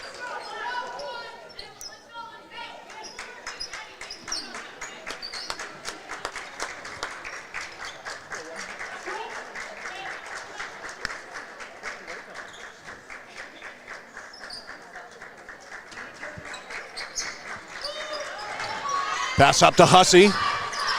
Hussey on the left. Back to Neto. Neto's pass is blocked. Another one there of them getting the steal. Ulmer laid it over to Dunn. Dunn missed the shot. Rebound boxed out. Hussey. Weaving on Clement Cargill. Throws up a wild shot. No good. Rebound Sanchez Aviles. She's a player. She is a player, a sophomore. There she is. Lays it up and in. Blanca Sanchez Aviles. A great finish to the third and a great start to the fourth. And all of a sudden, it's an 18-point game. And the bulk of the work done by Sanchez Aviles. As it looks as though, you know, coach on the side there, giving great effort on the side for the Raiders. As you see on the other side for Erskine, looking to shake it off there, starting out here. Just a little bit sloppy on the play, looking to correct it again. Well, it's been a tough night for the Winslow Black Raiders, but if you can finish strong here against a quality ball club like this, it at least will make you feel better. And you know what? I've seen 18-point leads evaporate in far less time than 6:48. So let's not get ahead of ourselves. Especially with that way that Sanchez Avila is able to move up the floor quickly. If she has a couple more plays like that, could shorten it really quick. All right, Erskine Academy ball. It'll be Childs to put it into play. Raiders with pressure. 51-33. Into Dunn. Left corner, Morse for three. No. Rebound over to Fales. Fales to Sanchez Aviles.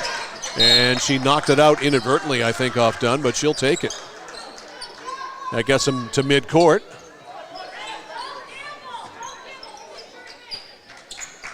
Whoops, quick pass. Or fortunately, that is, it bounces right over to Richard. Richard back to Sanchez Aviles. Stops on a dime. Look at her go. She missed the shot. She did everything but score there. A little bit too much spin on it. Ulmer. Morse for three. Yes. That slows the Winslow momentum some. 54-33. Fails.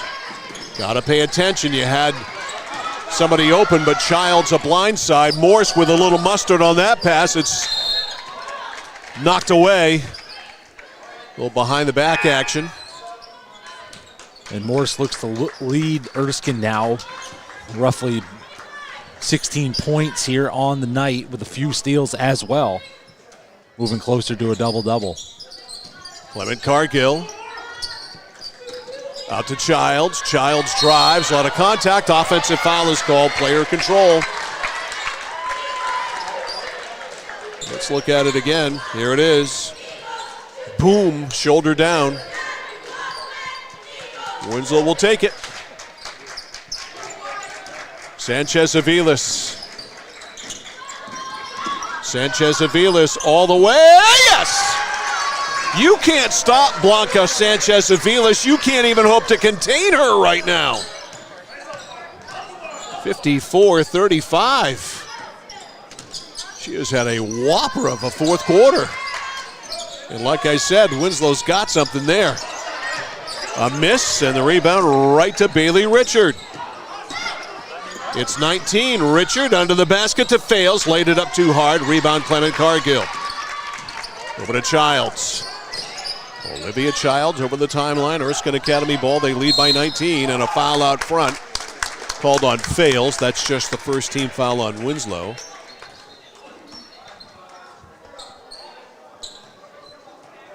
And to come back out of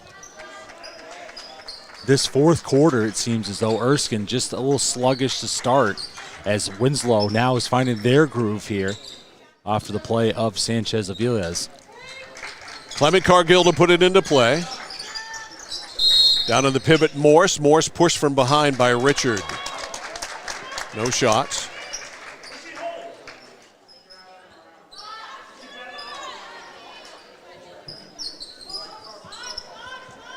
Second team foul on Winslow. Fourth on Richard. Have to keep an eye on that. Clement Cargill to the cutter. Have to get it back outside. Morse for three. Yes, she can shoot that three. 57-35. Driving to the basket, Sanchez Aviles. She missed a little runner there, and we've got a whistle-held ball. It'll stay with Winslow. They've got the arrow. And with that last three for Morris, looks to put her around 19 points unofficially. Out front, a three on the way and good by Bailey Richard. 57-38. Morse. 4:38, stolen by Richard. She can't keep it in bounds, however. It'll be an Erskine ball right in front of the Winslow bench.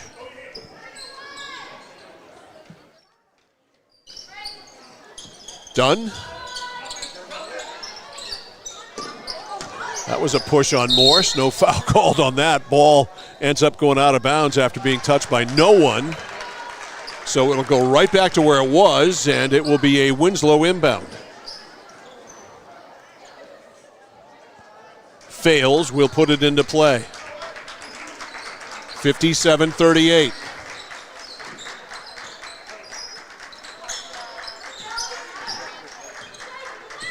Into Richard. Richard, left side fails, and a foul.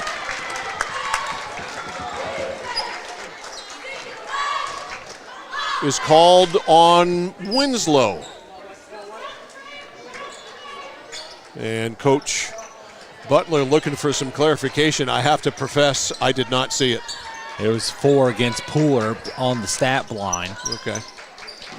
And Erskine Academy throws the ball away. Winslow will have it now in the same spot. Kinsey Ulmer coming in. Clement Cargill coming out. Sanchez Aviles will put it into play. Up top to Richard. To Fails. Fails, stops, throws it up, way off. Rebound to Ulmer.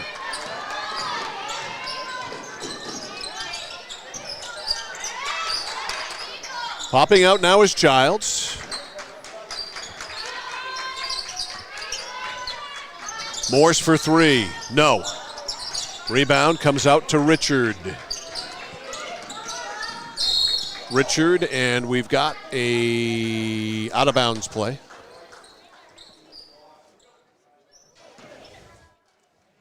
Lauren Northrup coming back in, 5'2" junior. Kiana Morse will sit down. 4:02 to go. Richard to Fails. Fails on the baseline, stepped on it. You cannot do that. And that's where we see where Winslow's just hesitant at being able to just put up a shot, trying to hold. Yeah, could have put a shot up before that trip on the baseline. Done. Left corner to Brown. Brown trying to post up Northrup, knocked away. Lauren runs it down. Stops, has an open look three, rattled it in and out, rebound right there to Pooler. Richard. Sanchez Avila's traveled. She did.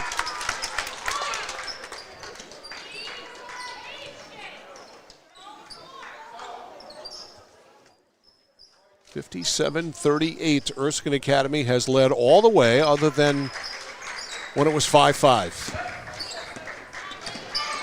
Childs.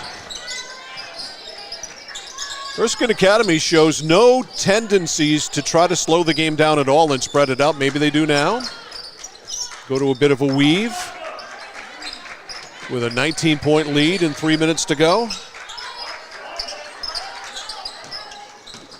Childs drives, throws one up, doesn't go. Rebound taken down there by Winslow's Natalie Hussey. Cutter is Neto. Neto pass behind Pooler.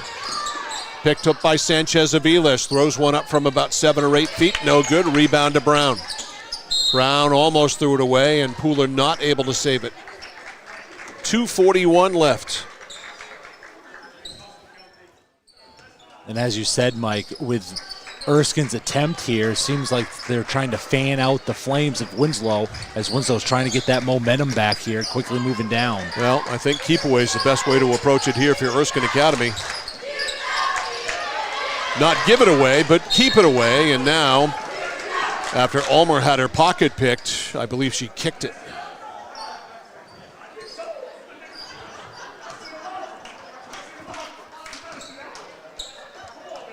It'll be Winslow's ball on the sideline. Sanchez Aviles. She's going to get some more playing time. I don't know what that pass was. And down hard there, Kelsey Dunn. Ow, that hurt. Floor one, Kelsey Dunn, nothing. That hurt. That's just one of those instances there where your whole body is shattered. You are shattered to the core. Danielle Lefferts out along with trainer Chrissy Matelli. And that hurt. Injury timeout on the floor. We'll take it to 2.5 minutes here to go in this one. Score as Erskine Academy is ready to cruise to a victory. Eagles 57 and Winslow 38 back after this. At Central Maine Community College, your future is our priority. I'm going to be a preschool teacher. An HVAC technician. Pediatric nurse. Whether your college journey is starting here, I'm going to be an architect. Physical therapist. I'm going to be a lawyer. Or we're a stop along the way. I'm going to be a doctor. A machinist. Honestly, not 100% sure yet. With over 40 programs, I'm going to be a graphic designer. An athletic trainer. There is something for everyone. CMCC. Your future starts here.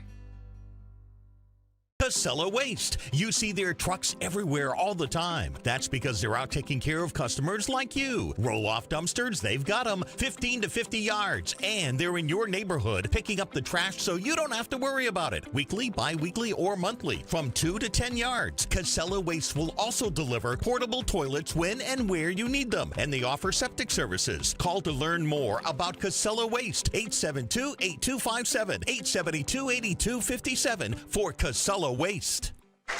Well, Kelsey Dunn just got up under her own power and walked off the floor with the trainer, so good news there. She may end up with a bump on the forehead after that hard tumble to the ground, and they may probably, I would think, do a concussion test on her just to be absolutely sure. But good to see her get up and walk off under her own power. She leaves her teammates behind with 2.5 minutes to go. They're up by 19. And it'll be an Eagles ball. And it goes to Childs. Olivia over the timeline. Over to Kinsey Ulmer. Ulmer. Right corner for Winchenbach. That's Oriana. Loose ball, loose ball, loose ball. It's going to stay with Erskine Academy. All right, Bella Winchenbach coming in, and Kiana Morse coming in too.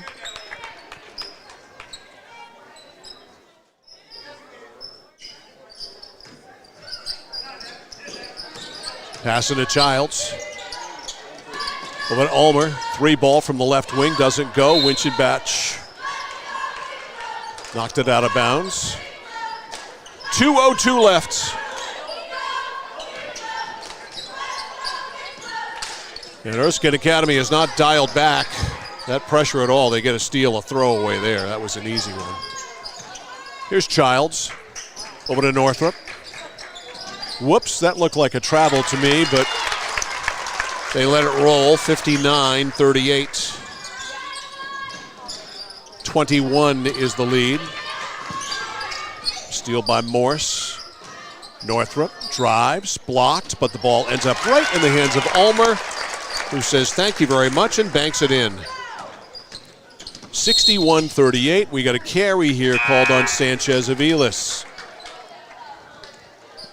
All right, for Winslow, first time tonight, Angeline Steves is in. Catherine Wall is in. And Savannah Calvo is in.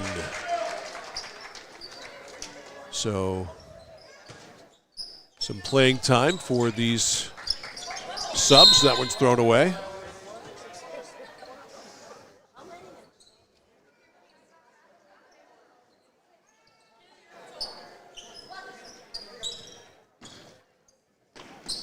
Into Calvo. Back to Hussey, over to Calvo. No, it's tipped, and it went out of bounds off her. And the jitters seem to pop up just like there again with 118 for Winslow. First varsity appearance by a couple of players.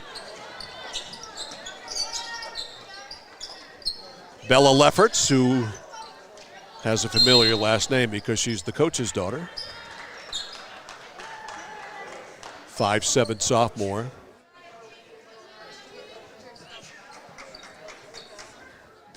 And a foul here. We're going to get shots for Kiana Morse. 1:07 to go. Morse, no. Gianna Duke in for Winslow. She's got some size, 5'11" sophomore. Second one, bangs in. 62-38.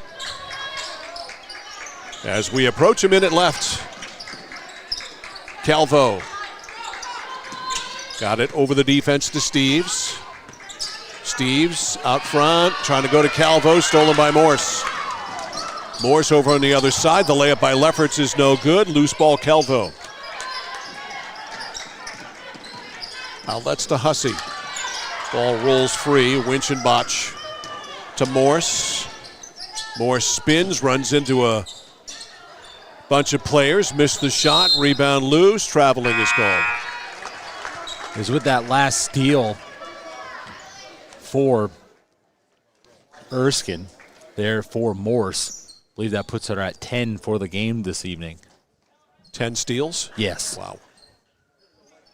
All right, in for Winslow.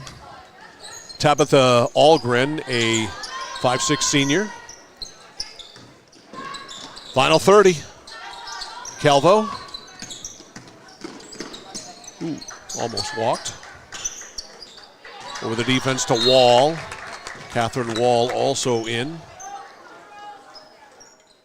Knocked out by Erskine Academy. Putting it into play here, Tabitha Algren.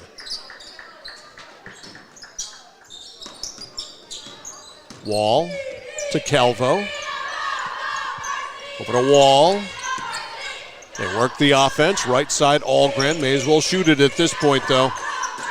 5 seconds to go. Wall does shoot it. Missed the shot. Rebound taken down by Kaylee Trask, and that's it. So almost a wire-to-wire victory for Erskine Academy tonight, save for Winslow coming back and tying it at 5. Erskine Academy led or was tied for every second of this ball game. They win it by 24 going away. Final score in this one. Erskine Academy 62, Winslow 38. Our post-game show next on The Score. From the moment you check in at Kennebec Eye Care, you'll be greeted with a smile. From there, you'll be given a comprehensive and thorough eye exam from Dr. Peter Parody, Dr. Leslie Sobeck, or Dr. Kaylee Brown. Once your examination is completed, they'll go over what steps need to be taken to improve your eyesight needs with glasses or contacts. If you're a current patient or looking to become a new patient, then see the eye specialists at Kennebec Eye Care. Kennebec Eye Care, your sight specialists since 1955. Overcoming drug addiction was difficult, but I found the path to recovery that worked for me. Treatment helped me come to terms with the issues in my life that caused me to use drugs. My friends and family made a huge difference in my recovery. I never gave up. I found my path and I kept walking. Find the path that works for you.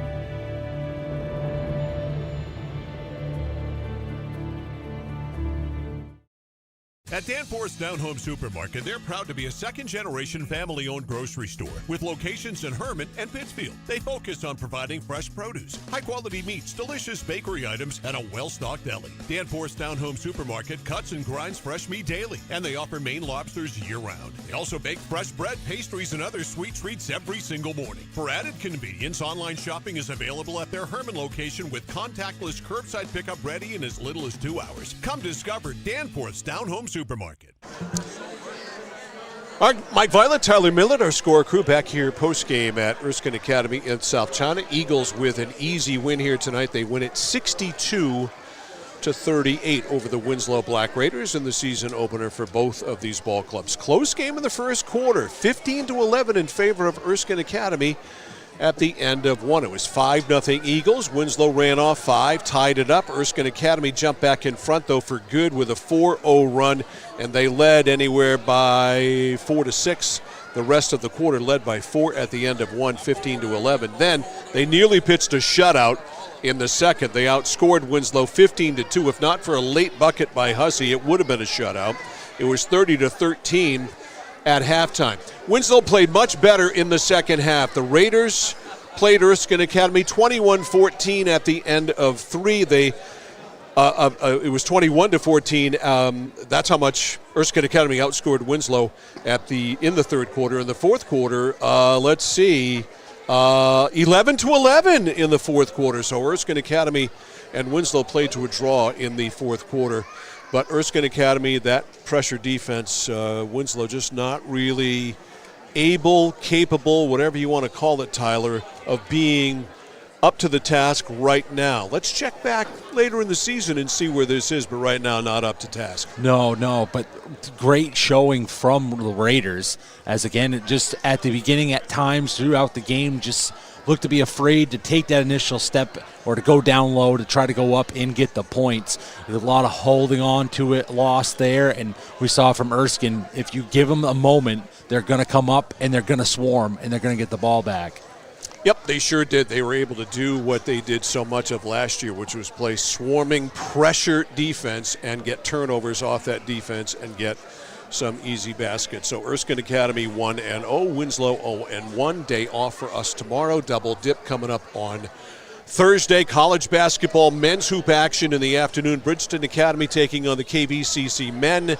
That is at 1 o'clock on Thursday afternoon. I'll have that for you here on the score. Then hockey, late night hockey on Thursday night. It's Coney and Messalonsky. Should be a wing dinger from the Thomas College Ice Vault. Game time there is 8:40. That's what we've got coming up next. The entire Score winter sports schedule available for you to download if you want to. It is right now on the Score's Facebook page. That's the Score Sports Radio 1160 WSKW. So that's going to do it for us. For Evan James, for Amy Langtang, for Tyler Millett, I'm Mike Violet saying so long from Erskine Academy in South China. Final score here in this one tonight. The Erskine Academy Eagles 62 and the Winslow Black Raiders 38. High school winter sports on the Score and at CentralMaineSports.com has been brought to you by Central Maine Community College, Central Maine Motors Auto Group, Hammond Lumber Company, Clark's Scrap Metals, Mid-State Machine, 201 Service Skowhegan, Flagship Cinemas, Whittemore & Sons, Somerset Stone and Stove, 201 Tire Battery and Service on the Augusta-Vassalboro line, Assistance Plus, Manchester Motors, Casella Waste, Computer Improvements, Height Chevrolet, Connected Credit Union, KVFCU, Skowhegan Savings Bank, Skowhegan Tire Center, Kennebec Eye Care, Danforth's Down Home Supermarket, and SBS Carbon Copy. Remember, every game we cover on The Score is always stored forever in the vault at CentralMainSports.com and on The Score's YouTube channel at Central Maine Sports. Please subscribe. Your team from your town plays here on the place for local sports, The Score, and Central Maine Sports.